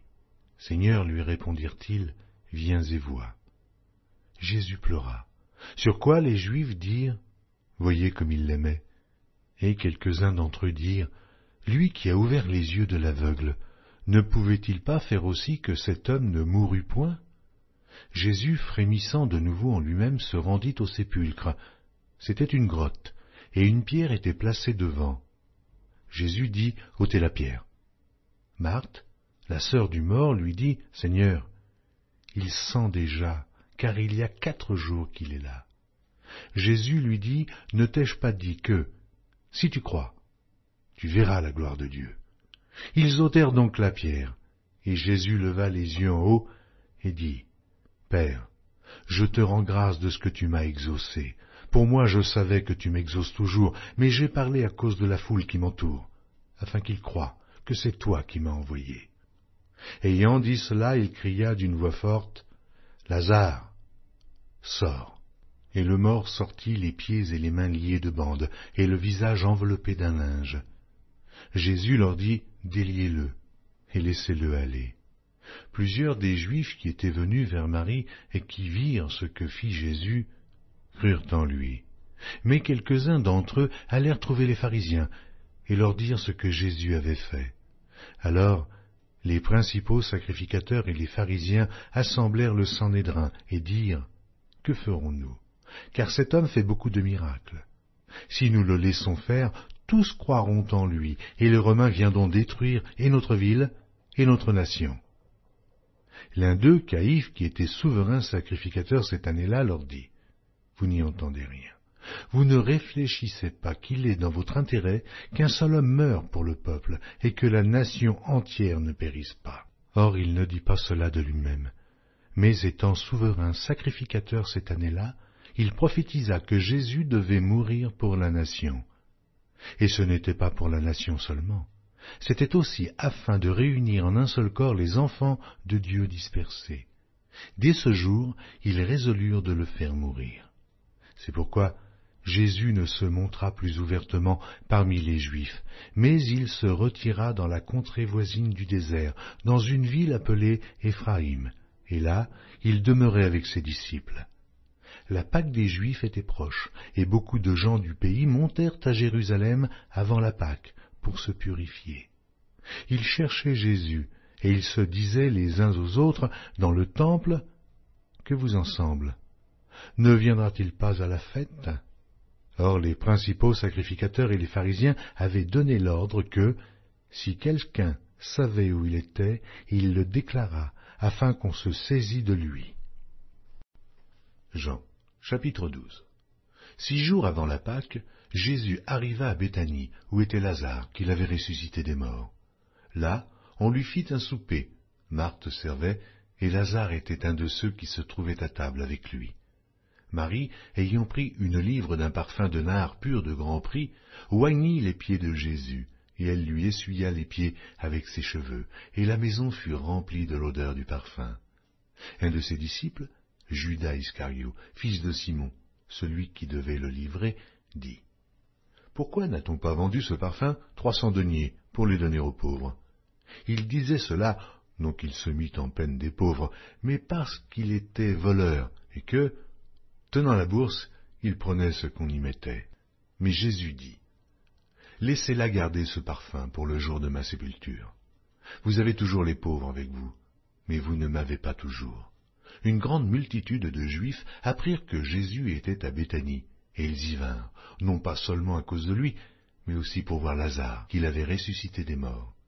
Les principaux sacrificateurs délibérèrent de faire mourir aussi Lazare, parce que beaucoup de Juifs se retiraient d'eux à cause de lui et croyaient en Jésus. Le lendemain, une foule nombreuse de gens venus à la fête, ayant entendu dire que Jésus se rendait à Jérusalem, prirent des branches de palmier et allèrent au-devant de lui en criant « Hosanna! Hosanna! Béni soit celui qui vient au nom du Seigneur, le roi d'Israël !» Jésus trouva un ânon et s'assit dessus, selon qu'il est écrit « Ne crains point, fille de Sion, voici, ton roi vient, assis sur le petit d'une ânesse. » Ses disciples ne comprirent pas d'abord ces choses, mais, lorsque Jésus eut été glorifié, ils se souvinrent qu'elles étaient écrites de lui, et qu'il les avait accomplies à son égard. Tous ceux qui étaient avec Jésus quand il appela Lazare du sépulcre et le ressuscita des morts lui rendaient témoignage, et la foule vint au-devant de lui parce qu'elle avait appris qu'il avait fait ce miracle. Les pharisiens se dirent donc les uns aux autres, « Vous voyez que vous ne gagnez rien, voici, le monde est allé auprès de lui. » Quelques Grecs du nombre de ceux qui étaient montés pour adorer pendant la fête s'adressèrent à Philippe de Bethsaïda en Galilée et lui dirent avec instance « Seigneur, nous voudrions voir Jésus. » Philippe alla le dire à André. Puis André et Philippe le dirent à Jésus. Jésus leur répondit « L'heure est venue où le Fils de l'homme doit être glorifié. En vérité, je vous le dis, si le grain de blé qui est tombé en terre ne meurt, il reste seul. Mais s'il meurt, il porte beaucoup de fruits. Celui qui aime sa vie la perdra, et celui qui hait sa vie dans ce monde la conservera pour la vie éternelle. Si quelqu'un me sert, qu'il me suive, et là où je suis, là aussi sera mon serviteur.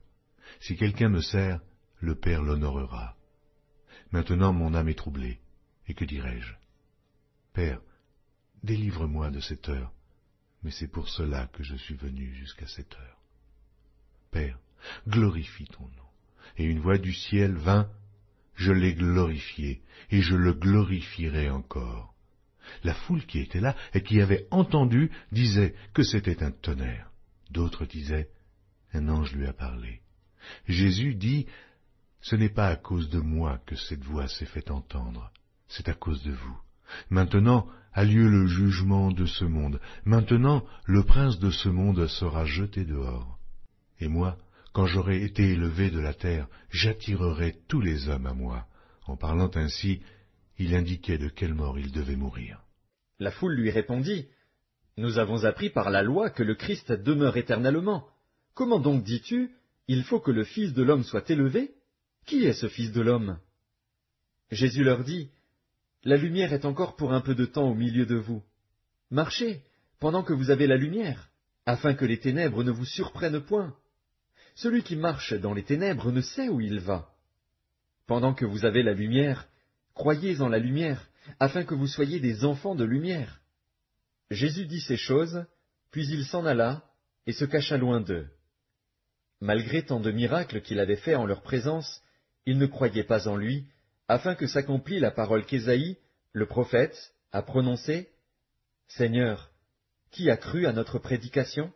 Et à qui le bras du Seigneur a-t-il été révélé? » Aussi ne pouvaient-ils croire, parce qu'Ésaïe a dit encore, « Il a aveuglé leurs yeux, et il a endurci leur cœur, de peur qu'ils ne voient des yeux, qu'ils ne comprennent du cœur, qu'ils ne se convertissent, et que je ne les guérisse. » Ésaïe dit ces choses lorsqu'il vit sa gloire, et qu'il parla de lui. Cependant, même parmi les chefs, plusieurs crurent en lui. Mais, à cause des pharisiens, ils n'en faisaient pas l'aveu, dans la crainte d'être exclus de la synagogue. Car ils aimèrent la gloire des hommes plus que la gloire de Dieu. Or, Jésus s'était écrié, « Celui qui croit en moi croit, non pas en moi, mais en celui qui m'a envoyé. Et celui qui me voit, voit celui qui m'a envoyé. Je suis venu comme une lumière dans le monde, afin que quiconque croit en moi ne demeure pas dans les ténèbres. Si quelqu'un entend mes paroles et ne les garde point, ce n'est pas moi qui le juge, car je suis venu non pour juger le monde, mais pour sauver le monde. Celui qui me rejette et qui ne reçoit pas mes paroles à son juge, la parole que j'ai annoncée, c'est elle qui le jugera au dernier jour. Car je n'ai point parlé de moi-même, mais le Père, qui m'a envoyé, m'a prescrit lui-même ce que je dois dire et annoncer. Et je sais que son commandement est la vie éternelle. C'est pourquoi les choses que je dis, je les dis comme le Père me les a dites. Jean, chapitre 13. Avant la fête de Pâques, Jésus, sachant que son heure était venue de passer de ce monde au Père, et ayant aimé les siens qui étaient dans le monde, mit le comble à son amour pour eux. Pendant le souper, lorsque le diable avait déjà inspiré au cœur de Judas Iscario, fils de Simon, le dessein de le livrer, Jésus, qui savait que le Père avait remis toutes choses entre ses mains, qu'il était venu de Dieu, et qu'il s'en allait à Dieu, se leva de table, ôta ses vêtements, et prit un linge dont il se ceignit. Ensuite, il versa de l'eau dans un bassin, et il se mit à laver les pieds des disciples, et à les essuyer avec le linge dont il était ceint. Il vint donc à Simon-Pierre, et Pierre lui dit, « Toi, Seigneur, tu me laves les pieds ?» Jésus lui répondit, « Ce que je fais, tu ne le comprends pas maintenant, mais tu le comprendras bientôt. » Pierre lui dit, « Non, jamais, jamais tu ne me laveras les pieds. » Jésus lui répondit, « Si je ne te lave, tu n'auras point de part avec moi. » Simon Pierre lui dit, « Seigneur, non seulement les pieds, mais encore les mains et la tête. » Jésus lui dit, « Celui qui est lavé n'a besoin que de se laver les pieds pour être entièrement pur. Et vous êtes purs, mais non pas tous. » Car il connaissait celui qui le livrait. C'est pourquoi il dit, « Vous n'êtes pas tous purs. » Après qu'il leur eut lavé les pieds et qu'il eut pris ses vêtements, il se remit à table et leur dit, « Comprenez-vous ce que je vous ai fait? Vous m'appelez Maître et Seigneur, et vous dites bien, car je le suis. Si donc je vous ai lavé les pieds, moi, le Seigneur et le Maître, vous devez aussi vous laver les pieds les uns aux autres, car je vous ai donné un exemple, afin que vous fassiez comme je vous ai fait. En vérité, je vous le dis, le serviteur n'est pas plus grand que son Seigneur, ni l'apôtre plus grand que celui qui l'a envoyé. Si vous savez ces choses, vous êtes heureux, pourvu que vous les pratiquiez. Ce n'est pas de vous tous que je parle, je connais ceux que j'ai choisis. Mais il faut que l'Écriture s'accomplisse. Celui qui mange avec moi le pain a levé son talon contre moi. Dès à présent je vous le dis, avant que la chose arrive, afin que, lorsqu'elle arrivera, vous croyez à ce que je suis. En vérité, je vous le dis, celui qui reçoit celui que j'aurai envoyé me reçoit, et celui qui me reçoit, reçoit celui qui m'a envoyé. » Ayant ainsi parlé, Jésus fut troublé en son esprit, et il dit expressément, « En vérité, je vous le dis, l'un de vous me livrera. » Les disciples se regardaient les uns les autres, ne sachant de qui ils parlaient. Un des disciples, celui que Jésus aimait, était couché sur le sein de Jésus. Simon Pierre lui fit signe de demander qui était celui dont parlait Jésus. Et ce disciple s'étant penché sur la poitrine de Jésus lui dit, « Seigneur, qui est-ce » Jésus répondit, « C'est celui à qui je donnerai le morceau trempé. » Et, ayant trempé le morceau, il le donna à Judas, fils de Simon l'Iscario. Dès que le morceau fut donné, Satan entra dans Judas. Jésus lui dit, « Ce que tu fais, fais-le promptement. » Mais aucun de ceux qui étaient à table ne comprit pourquoi il lui disait cela, car quelques-uns pensaient que, comme Judas avait la bourse, Jésus voulait lui dire, « Achète ce dont nous avons besoin pour la fête », ou qu'il lui commandait de donner quelque chose aux pauvres. Judas, ayant pris le morceau, se hâta de sortir. Il était nuit. Lorsque Judas fut sorti, Jésus dit, « Maintenant, le Fils de l'homme a été glorifié, et Dieu a été glorifié en lui. Si Dieu a été glorifié en lui, Dieu aussi le glorifiera en lui-même, et il se glorifiera bientôt. Mes petits enfants, je suis pour peu de temps encore avec vous. Vous me chercherez et, comme j'ai dit aux Juifs, vous ne pouvez venir où je vais.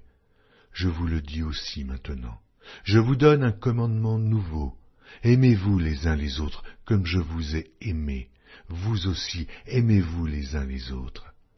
À ceci tous connaîtront que vous êtes mes disciples, si vous avez de l'amour les uns pour les autres. » Simon Pierre lui dit, « Seigneur, où vas-tu » Jésus répondit, « Tu ne peux pas maintenant me suivre où je vais, mais tu me suivras plus tard. » « Seigneur, lui dit Pierre, pourquoi ne puis-je pas te suivre maintenant? Je donnerai ma vie pour toi. » Jésus répondit, « tu donneras ta vie pour moi. En vérité, je te le dis, le coq ne chantera pas que tu ne m'aies renié 3 fois. Jean, chapitre 14. Que votre cœur ne se trouble point. Croyez en Dieu, et croyez en moi. Il y a plusieurs demeures dans la maison de mon Père. Si cela n'était pas, je vous l'aurais dit. Je vais vous préparer une place. Et lorsque je m'en serai allé, et que je vous aurai préparé une place, je reviendrai, et je vous prendrai avec moi, afin que là où je suis, vous y soyez aussi. Vous savez où je vais, et vous en savez le chemin. Thomas lui dit, Seigneur, nous ne savons où tu vas. Comment pouvons-nous en savoir le chemin? Jésus lui dit, Je suis le chemin, la vérité et la vie. Nul ne vient au Père que par moi. Si vous me connaissiez, vous connaîtriez aussi mon Père, et dès maintenant vous le connaissez, et vous l'avez vu. Philippe lui dit, Seigneur, montre-nous le Père, et cela nous suffit. Jésus lui dit, Il y a si longtemps que je suis avec vous, et tu ne m'as pas connu, Philippe. Celui qui m'a vu a vu le Père. Comment dis-tu, montre-nous le Père? Ne crois-tu pas que je suis dans le Père, et que le Père est en moi? Les paroles que je vous dis, je ne les dis pas de moi-même, et le Père qui demeure en moi, c'est lui qui fait les œuvres. Croyez-moi, je suis dans le Père, et le Père est en moi. Croyez du moins à cause de ses œuvres. En vérité, je vous le dis, celui qui croit en moi fera aussi les œuvres que je fais, et il en fera de plus grandes, parce que je m'en vais au Père. Et tout ce que vous demanderez en mon nom, je le ferai, afin que le Père soit glorifié par le Fils. Si vous demandez quelque chose en mon nom, je le ferai. Si vous m'aimez, gardez mes commandements. Et moi je prierai le Père, et il vous donnera un autre consolateur, afin qu'il demeure éternellement avec vous, l'Esprit de vérité, que le monde ne peut recevoir, parce qu'il ne le voit point et ne le connaît point, mais vous le connaissez, car il demeure avec vous, et il sera en vous. Je ne vous laisserai pas orphelin, je viendrai à vous. Encore un peu de temps, et le monde ne me verra plus, mais vous me verrez, car je vis, et vous vivrez aussi. En ce jour-là, vous connaîtrez que je suis en mon Père, que vous êtes en moi, et que je suis en vous. Celui qui a mes commandements et qui les garde, c'est celui qui m'aime, et celui qui m'aime sera aimé de mon Père, je l'aimerai, et je me ferai connaître à lui. Jude, non pas l'Iscario, lui dit, Seigneur, d'où vient que tu te feras connaître à nous, et non au monde? Jésus lui répondit, Si quelqu'un m'aime, il gardera ma parole, et mon Père l'aimera. Nous viendrons à lui, et nous ferons notre demeure chez lui. Celui qui ne m'aime pas ne garde point mes paroles, et la parole que vous entendez, ce n'est pas de moi, mais du Père qui m'a envoyé. Je vous ai dit ces choses pendant que je demeure avec vous, mais le Consolateur, l'Esprit Saint, que le Père enverra en mon nom, vous enseignera toutes choses, et vous rappellera tout ce que je vous ai dit. Je vous laisse ma paix. Je vous donne ma paix. Je ne vous donne pas comme le monde donne, que votre cœur ne se trouble point, et ne s'alarme point. Vous avez entendu que je vous ai dit, je m'en vais, et je reviens vers vous. Si vous m'aimiez, vous vous réjouiriez de ce que je vais au Père, car le Père est plus grand que moi. Et maintenant je vous ai dit ces choses avant qu'elles arrivent, afin que, lorsqu'elles arriveront, vous croyiez. Je ne parlerai plus guère avec vous, car le prince du monde vient. Il n'a rien en moi, mais afin que le monde sache que j'aime le Père et que j'agis selon l'ordre que le Père m'a donné, levez-vous, partons d'ici. Jean, chapitre 15. Je suis le vrai cep et mon Père est le vigneron. Tout sarment qui est en moi et qui ne porte pas de fruit, il le retranche, et tout sarment qui porte du fruit, il l'émonde, afin qu'il porte encore plus de fruits. Déjà vous êtes purs, à cause de la parole que je vous ai annoncée. Demeurez en moi, et je demeurerai en vous. Comme le sarment ne peut de lui-même porter du fruit s'il ne demeure attaché au cep, ainsi vous ne le pouvez non plus, si vous ne demeurez en moi. Je suis le cep, et vous êtes les sarments. Celui qui demeure en moi, et en qui je demeure, porte beaucoup de fruits, car sans moi, vous ne pouvez rien faire. Si quelqu'un ne demeure pas en moi, il est jeté dehors, comme le sarment, et il sèche. Puis on ramasse les sarments, et on les jette au feu, et ils brûlent. Si vous demeurez en moi, et que mes paroles demeurent en vous, demandez ce que vous voudrez, et cela vous sera accordé. Si vous portez beaucoup de fruits, c'est ainsi que mon Père sera glorifié, et que vous serez mes disciples. Comme le Père m'a aimé, je vous ai aussi aimé. Demeurez dans mon amour. Si vous gardez mes commandements, vous demeurerez dans mon amour, de même que j'ai gardé les commandements de mon Père, et que je demeure dans son amour. Je vous ai dit ces choses afin que ma joie soit en vous, et que votre joie soit parfaite. Ceci est mon commandement. Aimez-vous les uns les autres comme je vous ai aimés. Il n'y a pas de plus grand amour que de donner sa vie pour ses amis. Vous êtes mes amis, si vous faites ce que je vous commande. Je ne vous appelle plus serviteur, parce que le serviteur ne sait pas ce que fait son maître, mais je vous ai appelé ami parce que je vous ai fait connaître tout ce que j'ai appris de mon Père. Ce n'est pas vous qui m'avez choisi, mais moi je vous ai choisi, et je vous ai établi, afin que vous alliez et que vous portiez du fruit, et que votre fruit demeure, afin que ce que vous demanderez au Père en mon nom, il vous le donne. Ce que je vous commande, c'est de vous aimer les uns les autres. Si le monde vous hait, sachez qu'il m'a haï avant vous. Si vous étiez du monde, le monde aimerait ce qui est à lui. Mais parce que vous n'êtes pas du monde, et que je vous ai choisi du milieu du monde, à cause de cela, le monde vous hait. Souvenez-vous de la parole que je vous ai dite, le serviteur n'est pas plus grand que son maître. S'ils m'ont persécuté, ils vous persécuteront aussi. S'ils ont gardé ma parole, ils garderont aussi la vôtre. Mais ils vous feront toutes ces choses à cause de mon nom, parce qu'ils ne connaissent pas celui qui m'a envoyé. Si je n'étais pas venu, et que je ne leur eusse point parlé, ils n'auraient pas de péché. Mais maintenant, ils n'ont aucune excuse de leur péché. Celui qui me hait est aussi mon Père. Si je n'avais pas fait parmi eux les œuvres que nul autre n'a faites, ils n'auraient pas de péché. Mais maintenant, ils les ont vus, et ils ont haï moi et mon Père. Mais cela est arrivé afin que s'accomplît la parole qui est écrite dans leur loi, ils m'ont haï sans cause. Quand sera venu le Consolateur, que je vous enverrai de la part de mon Père, l'Esprit de vérité qui vient du Père, il rendra témoignage de moi, et vous aussi, vous rendrez témoignage parce que vous êtes avec moi, dès le commencement. Jean, chapitre 16. Je vous ai dit ces choses afin qu'elles ne soient pas pour vous une occasion de chute. Ils vous excluront des synagogues, et même l'heure vient où quiconque vous fera mourir croira rendre un culte à Dieu. Et ils agiront ainsi parce qu'ils n'ont connu ni le Père, ni moi. Je vous ai dit ces choses afin que, lorsque l'heure sera venue, vous vous souveniez que je vous les ai dites. Je ne vous ai pas parlé dès le commencement, parce que j'étais avec vous. Maintenant je m'en vais vers celui qui m'a envoyé, et aucun de vous ne me demande « Où vas-tu » Mais parce que je vous ai dit ces choses, la tristesse a rempli votre cœur. Cependant, je vous dis la vérité, il vous est avantageux que je m'en aille, car si je ne m'en vais pas, le Consolateur ne viendra pas vers vous, mais si je m'en vais, je vous l'enverrai. Et quand il sera venu, il convaincra le monde en ce qui concerne le péché, la justice et le jugement. En ce qui concerne le péché, parce qu'il ne croit pas en moi. La justice, parce que je vais au Père, et que vous ne me verrez plus. Le jugement, parce que le prince de ce monde est jugé. Oh, j'ai encore beaucoup de choses à vous dire, mais vous ne pouvez les porter maintenant. Quand le Consolateur sera venu, l'Esprit de vérité, il vous conduira dans toute la vérité, car il ne parlera pas de lui-même, mais il dira tout ce qu'il aura entendu, et il vous annoncera les choses à venir. Il me glorifiera, parce qu'il prendra de ce qui est à moi, et vous l'annoncera. Tout ce que le Père est à moi, c'est pourquoi j'ai dit qu'il prend de ce qui est à moi, et qu'il vous l'annoncera. Encore un peu de temps, et vous ne me verrez plus. Et puis, encore un peu de temps, et vous me verrez, parce que je vais au Père. Là-dessus, quelques-uns de ses disciples dirent entre eux, « Que signifie ce qu'il nous dit?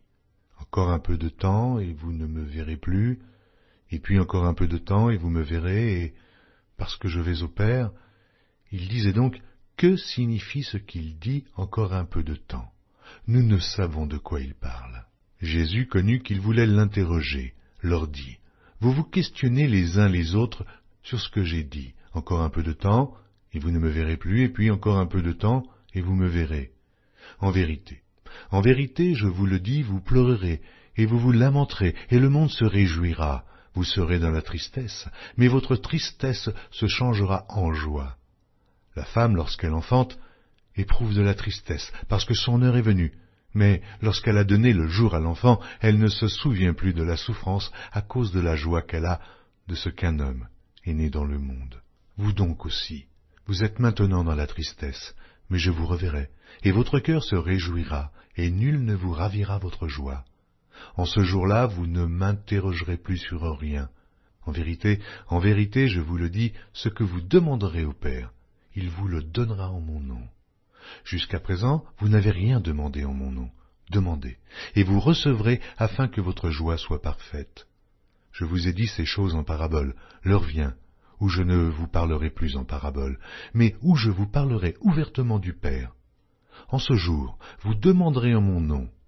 Et je ne vous dis pas que je prierai le Père pour vous, car le Père lui-même vous aime, parce que vous m'avez aimé, et que vous avez cru que je suis sorti de Dieu. Je suis sorti du Père, et je suis venu dans le monde. Maintenant, je quitte le monde, et je vais au Père. Ses disciples lui dirent, « Voici, maintenant tu parles ouvertement, et tu n'emploies plus aucune parabole. Maintenant, nous savons que tu sais toutes choses, et que tu n'as pas besoin que personne t'interroge. C'est pourquoi nous croyons que tu es sorti de Dieu. » Jésus leur répondit, « Vous croyez maintenant. Voici l'heure vient, et elle est déjà venue, où vous serez dispersés chacun de son côté, et où vous me laisserez seul. Mais je ne suis pas seul, car le Père est avec moi. Je vous ai dit ces choses afin que vous ayez la paix en moi. Vous aurez des tribulations dans le monde, mais prenez courage, j'ai vaincu le monde. » Jean, chapitre 17.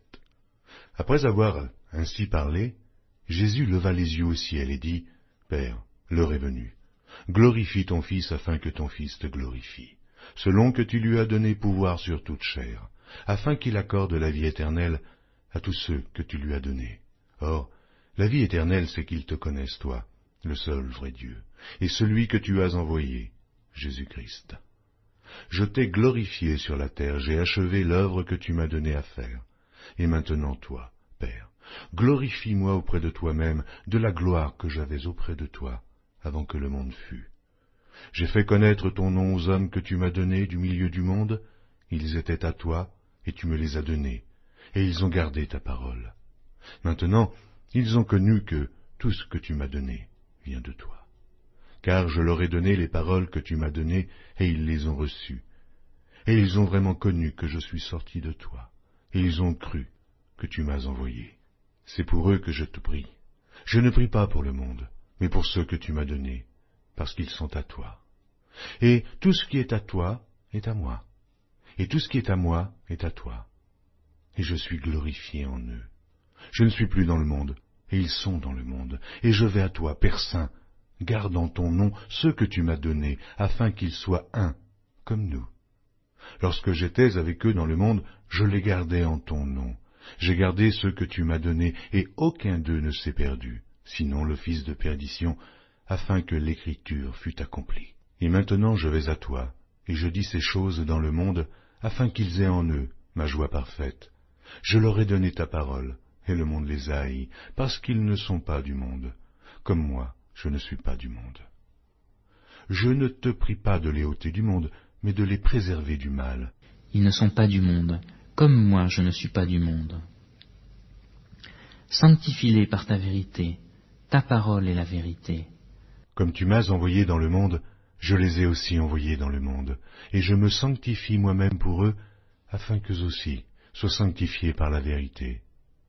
Ce n'est pas pour eux seulement que je prie, mais encore pour ceux qui croiront en moi par leur parole, afin que tous soient un, comme toi, Père. Tu es en moi, et comme je suis en toi, afin qu'eux aussi soient en nous, pour que le monde croie que tu m'as envoyé. Je leur ai donné la gloire que tu m'as donnée, afin qu'ils soient un, comme nous sommes un. Moi en eux, et toi en moi, afin qu'ils soient parfaitement un, et que le monde connaisse que tu m'as envoyé, et que tu les as aimés, comme tu m'as aimé. Père, je veux que là où je suis, ceux que tu m'as donnés soient aussi avec moi, afin qu'ils voient ma gloire, la gloire que tu m'as donnée, parce que tu m'as aimé avant la fondation du monde. Père juste, le monde ne t'a point connu, mais moi, je t'ai connu, et ceux-ci ont connu que tu m'as envoyé. Je leur ai fait connaître ton nom, et je leur ferai connaître, afin que l'amour dont tu m'as aimé soit en eux, et que je sois en eux. Chapitre 18. Lorsqu'il eut dit ces choses, Jésus alla avec ses disciples de l'autre côté du torrent du Cédron, où se trouvait un jardin, dans lequel il entra, lui et ses disciples. Judas, qui le livrait, connaissait ce lieu, parce que Jésus et ses disciples s'y étaient souvent réunis. Judas, donc, ayant pris la cohorte et des huissiers qu'envoyèrent les principaux sacrificateurs et les pharisiens, vint là, avec des lanternes, des flambeaux et des armes. Jésus, sachant tout ce qui devait lui arriver, s'avança et leur dit, « Qui cherchez-vous » Ils lui répondirent, « Jésus de Nazareth. » Jésus leur dit, « C'est moi. » Et Judas qui le livrait était avec eux. Lorsque Jésus leur eut dit, « C'est moi », ils reculèrent et tombèrent par terre. Il leur demanda de nouveau, « Qui cherchez-vous » Et ils dirent, « Jésus de Nazareth. » Jésus répondit, « Je vous ai dit que c'est moi. Si donc c'est moi que vous cherchez, laissez aller ceci. » Il dit cela afin que s'accomplît la parole qu'il avait dite, « Je n'ai perdu aucun de ceux que tu m'as donnés. » Simon Pierre, qui avait une épée, la tira, frappa le serviteur du souverain sacrificateur et lui coupa l'oreille droite. Ce serviteur s'appelait Malchus. Jésus dit à Pierre, « Remets ton épée dans le fourreau. Ne boirai-je pas la coupe que le Père m'a donnée à boire ?» La cohorte, le tribun et les huissiers des Juifs se saisirent alors de Jésus et le lièrent. Ils l'emmenèrent d'abord chez Anne, car il était le beau-père de Caïphe, qui était souverain sacrificateur cette année-là. Et Caïphe était celui qui avait donné ce conseil aux Juifs, « Il est avantageux qu'un seul homme meure pour le peuple. » Simon Pierre, avec un autre disciple, suivait Jésus. Ce disciple était connu du souverain sacrificateur, et il entra avec Jésus dans la cour du souverain sacrificateur. Mais Pierre resta dehors, près de la porte.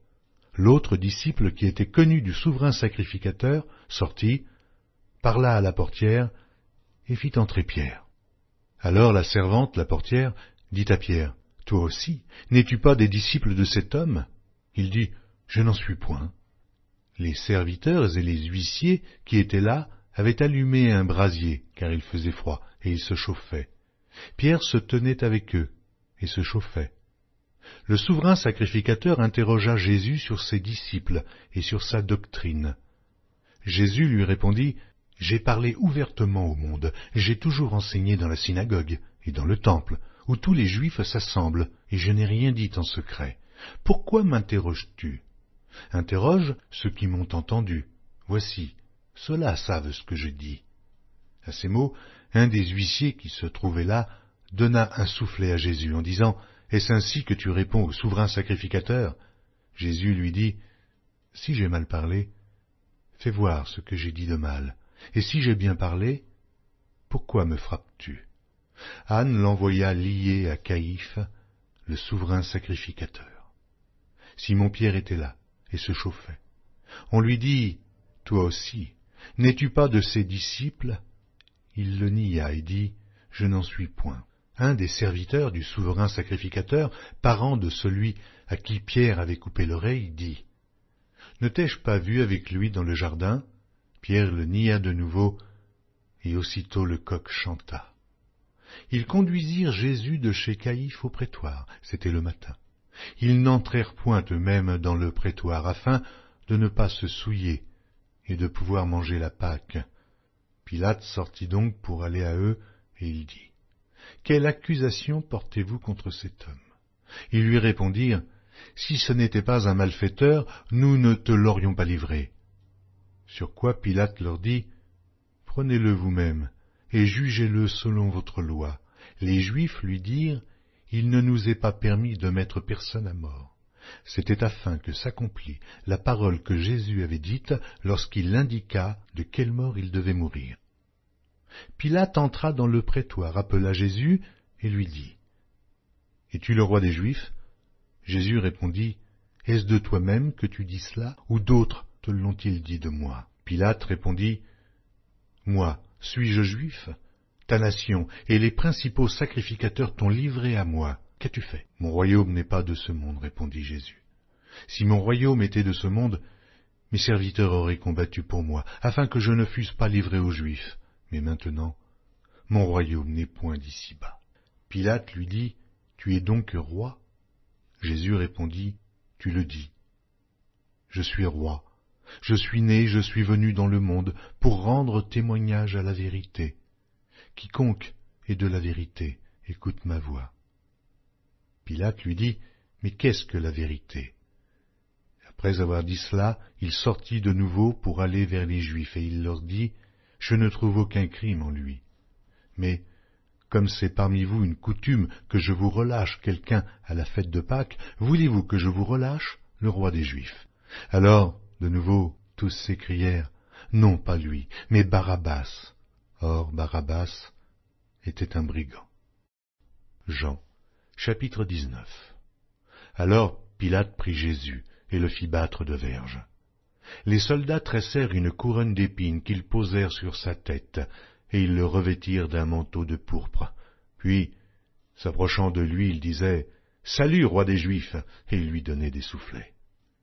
Pilate sortit de nouveau et dit aux Juifs, « Voici, je vous l'amène dehors, afin que vous sachiez que je ne trouve en lui aucun crime. » Jésus sortit donc, portant la couronne d'épines et le manteau de pourpre, et Pilate leur dit, « Voici l'homme. » Lorsque les principaux sacrificateurs et les huissiers le virent, ils s'écrièrent, « Crucifie, crucifie !» Pilate leur dit, « Prenez-le vous-même, et crucifiez-le, car moi, je ne trouve point de crime en lui. » Les Juifs lui répondirent, « Nous avons une loi, et selon notre loi, il doit mourir, parce qu'il s'est fait fils de Dieu. » Quand Pilate entendit ces paroles, sa frayeur augmenta. Il entra dans le prétoire et il dit à Jésus, « D'où es-tu » Mais Jésus ne lui donna point de réponse. Pilate lui dit, « Est-ce à moi que tu ne parles pas? Ne sais-tu pas que j'ai le pouvoir de te crucifier et que j'ai le pouvoir de te relâcher ?» Jésus répondit, « Tu n'aurais sur moi aucun pouvoir, s'il ne t'avait été donné d'en haut. C'est pourquoi celui qui me livre à toi commet un plus grand péché. » Dès ce moment, Pilate cherchait à le relâcher, mais les Juifs criaient, « Si tu le relâches, tu n'es pas un ami de César. Quiconque se fait roi se déclare contre César. » Pilate, ayant entendu ces paroles, amena Jésus dehors, et il s'assit sur le tribunal au lieu appelé le pavé, et en hébreu, Gabbatha. C'était la préparation de la Pâque et environ la 6e heure. Pilate dit aux Juifs, « Voici votre roi. » Mais ils s'écrièrent, « Ôte, ôte, crucifie-le » Pilate leur dit, « Crucifierai-je votre roi ?» Les principaux sacrificateurs répondirent, « Nous n'avons de roi que César. » Alors il le leur livra pour être crucifié. Ils prirent donc Jésus et l'emmenèrent. Jésus, portant sa croix, arriva au lieu du crâne, qui se nomme en hébreu Golgotha. C'est là qu'il fut crucifié, et 2 autres avec lui, un de chaque côté, et Jésus au milieu. Pilate fit une inscription qu'il plaça sur la croix et qui était ainsi conçue, « Jésus de Nazareth, roi des Juifs. » Beaucoup de Juifs lurent cette inscription parce que le lieu où Jésus fut crucifié était près de la ville. Elle était en hébreu, en grec et en latin. Les principaux sacrificateurs des Juifs dirent à Pilate, « N'écris pas roi des Juifs, mais écris qu'il a dit, « Je suis roi des Juifs. » Pilate répondit, « Ce que j'ai écrit, je l'ai écrit. » Les soldats, après avoir crucifié Jésus, prirent ses vêtements et ils en firent 4 parts, une part pour chaque soldat. Ils prirent aussi sa tunique qui était sans couture, d'un seul tissu, depuis le haut jusqu'en bas, et ils dirent entre eux, « Ne la déchirons pas, mais tirons au sort, à qui elle sera. » Cela arriva afin que s'accomplisse cette parole de l'Écriture, « Ils se sont partagés mes vêtements, et ils ont tiré au sort ma tunique. » Voilà ce que firent les soldats. Près de la croix de Jésus se tenait sa mère, et la sœur de sa mère, Marie, femme de Clopas, et Marie de Magdala. Jésus, voyant sa mère et auprès d'elle le disciple qu'il aimait, dit à sa mère, « Femme, voilà ton fils. » Puis il dit au disciple, « Voilà ta mère. » Et dès ce moment, le disciple la prit chez lui.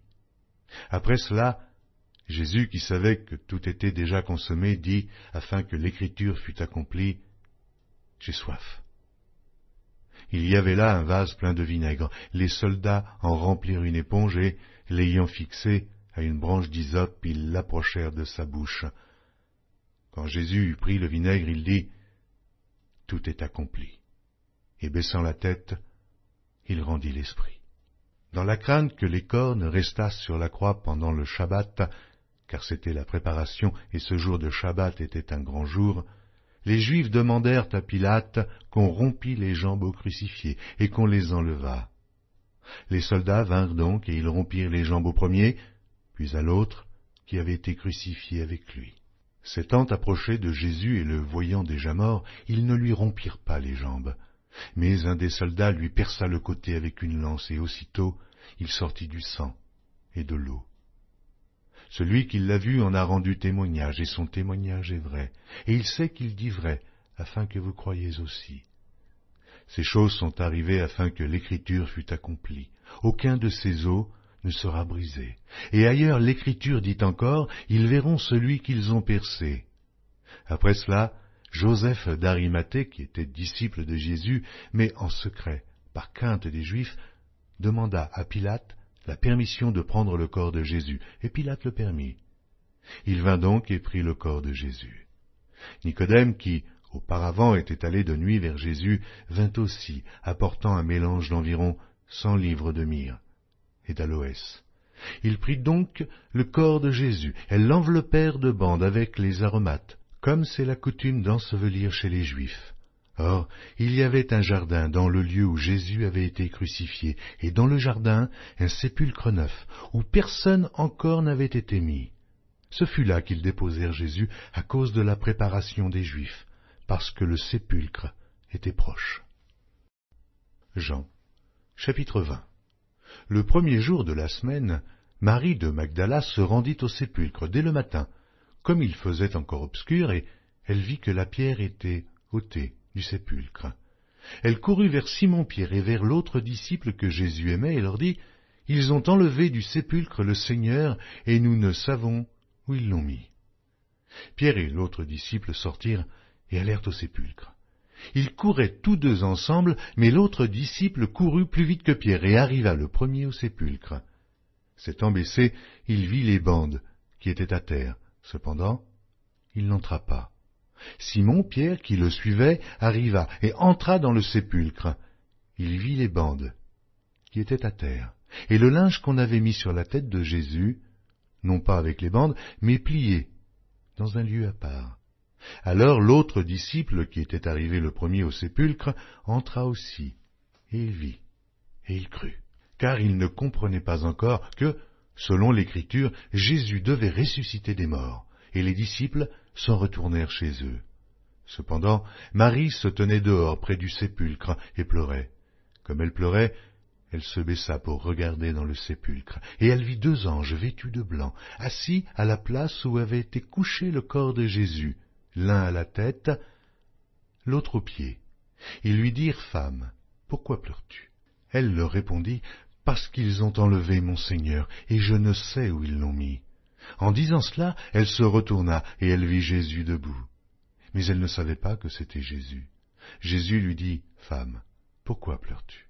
Qui cherches-tu » Elle, pensant que c'était le jardinier, lui dit, « Seigneur, si c'est toi qui l'as emporté, dis-moi où tu l'as mis, et je le prendrai. » Jésus lui dit, « Marie. » Elle se retourna et lui dit en hébreu, « Rabouni », c'est-à-dire « Maître. » Jésus lui dit, « Ne me touche pas, car je ne suis pas encore monté vers mon Père, mais va trouver mes frères, et dis-leur que je monte vers mon Père et votre Père, vers mon Dieu et votre Dieu. » Marie de Magdala alla annoncer aux disciples qu'elle avait vu le Seigneur, et qu'il lui avait dit ces choses. Le soir de ce jour, qui était le premier de la semaine, les portes du lieu où se trouvaient les disciples, étant fermées à cause de la crainte qu'ils avaient des Juifs, Jésus vint, se présenta au milieu d'eux et leur dit, « La paix soit avec vous. » Quand il eut dit cela, il leur montra ses mains et son côté. Les disciples furent dans la joie en voyant le Seigneur. Jésus leur dit de nouveau, « La paix soit avec vous. Comme le Père m'a envoyé, moi aussi je vous envoie. » Après ces paroles, il souffla sur eux et leur dit, « Recevez le Saint-Esprit. Ceux à qui vous pardonnerez les péchés, ils leur seront pardonnés, et ceux à qui vous les retiendrez, ils leur seront retenus. Thomas, appelé Didyme, l'un des 12, n'était pas avec eux lorsque Jésus vint. Les autres disciples lui dirent donc, « Nous avons vu le Seigneur. » Mais il leur dit, « Si je ne vois dans ses mains la marque des clous, et si je ne mets mon doigt dans la marque des clous, et si je ne mets ma main dans son côté, je ne croirai point. » 8 jours après, les disciples de Jésus étaient de nouveau dans la maison, et Thomas se trouvait avec eux. Jésus vint. Les portes étant fermées, se présenta au milieu d'eux et dit, « La paix soit avec vous. » Puis il dit à Thomas, « Avance ici ton doigt, et regarde mes mains. Avance aussi ta main, et mets-la dans mon côté, et ne sois pas incrédule, mais crois. » Thomas lui répondit, « Mon Seigneur et mon Dieu. » Jésus lui dit, « Parce que tu m'as vu, tu as cru. Heureux ceux qui n'ont pas vu et qui ont cru. » Jésus a fait encore en présence de ses disciples beaucoup d'autres miracles, qui ne sont pas écrits dans ce livre. Mais ces choses ont été écrites afin que vous croyiez que Jésus est le Christ, le Fils de Dieu, et qu'en croyant, vous ayez la vie en son nom. Jean, chapitre 21. Après cela, Jésus se montra encore aux disciples sur les bords de la mer de Tibériade, et voici de quelle manière il se montra. Simon-Pierre, Thomas appelé Didyme, Nathanaël de Cana en Galilée, les fils de Zébédée et 2 autres disciples de Jésus étaient ensemble. Simon-Pierre leur dit, « Je vais pêcher. » Ils lui dirent, « Nous allons aussi avec toi. » Ils sortirent et montèrent dans une barque, et cette nuit-là ils ne prirent rien. Le matin étant venu, Jésus se trouva sur le rivage, mais les disciples ne savaient pas que c'était Jésus. Jésus leur dit, « Enfants, n'avez-vous rien à manger ?» Ils lui répondirent, « Non. » Il leur dit, « Jetez le filet du côté droit de la barque et vous trouverez. » Ils le jetèrent donc, et ils ne pouvaient plus le retirer à cause de la grande quantité de poissons. Alors le disciple que Jésus aimait dit à Pierre, « C'est le Seigneur !» Et Simon-Pierre, dès qu'il eut entendu que c'était le Seigneur, mit son vêtement et sa ceinture, car il était nu, et se jeta dans la mer. Les autres disciples vinrent avec la barque, tirant le filet plein de poissons, car ils n'étaient éloignés de terre que d'environ 200 coudées. Lorsqu'ils furent descendus à terre, ils virent là des charbons allumés, du poisson dessus et du pain. Jésus leur dit, « Apportez des poissons que vous venez de prendre. » Simon-Pierre monta dans la barque et tira à terre le filet plein de 153 grands poissons. Et quoiqu'il y en eût tant, le filet ne se rompit point. Jésus leur dit, « Venez manger. » Et aucun des disciples n'osait lui demander, « Qui es-tu » sachant que c'était le Seigneur. Jésus s'approcha, prit le pain et leur en donna. Il fit de même du poisson. C'était déjà la 3e fois que Jésus se montrait à ses disciples depuis qu'il était ressuscité des morts. Après qu'ils eurent mangé, Jésus dit à Simon-Pierre, « Simon, fils de Jonas, m'aimes-tu plus que ne m'aime ceci ?»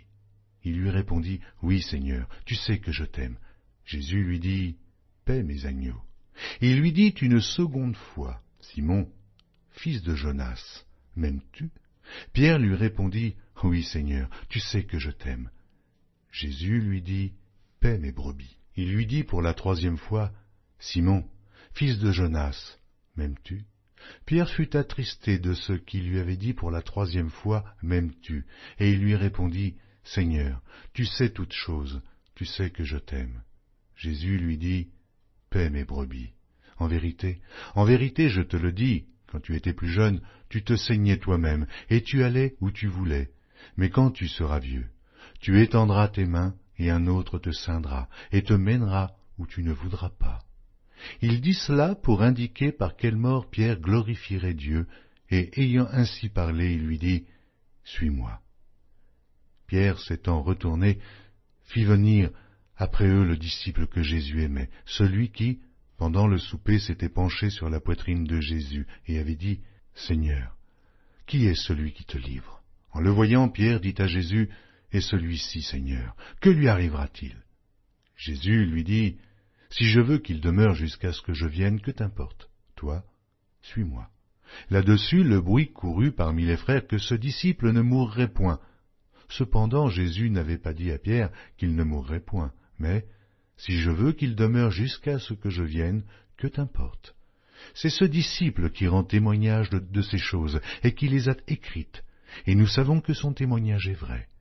Jésus a fait encore beaucoup d'autres choses. Si on les écrivait en détail, je ne pense pas que le monde même pût contenir les livres qu'on écrirait.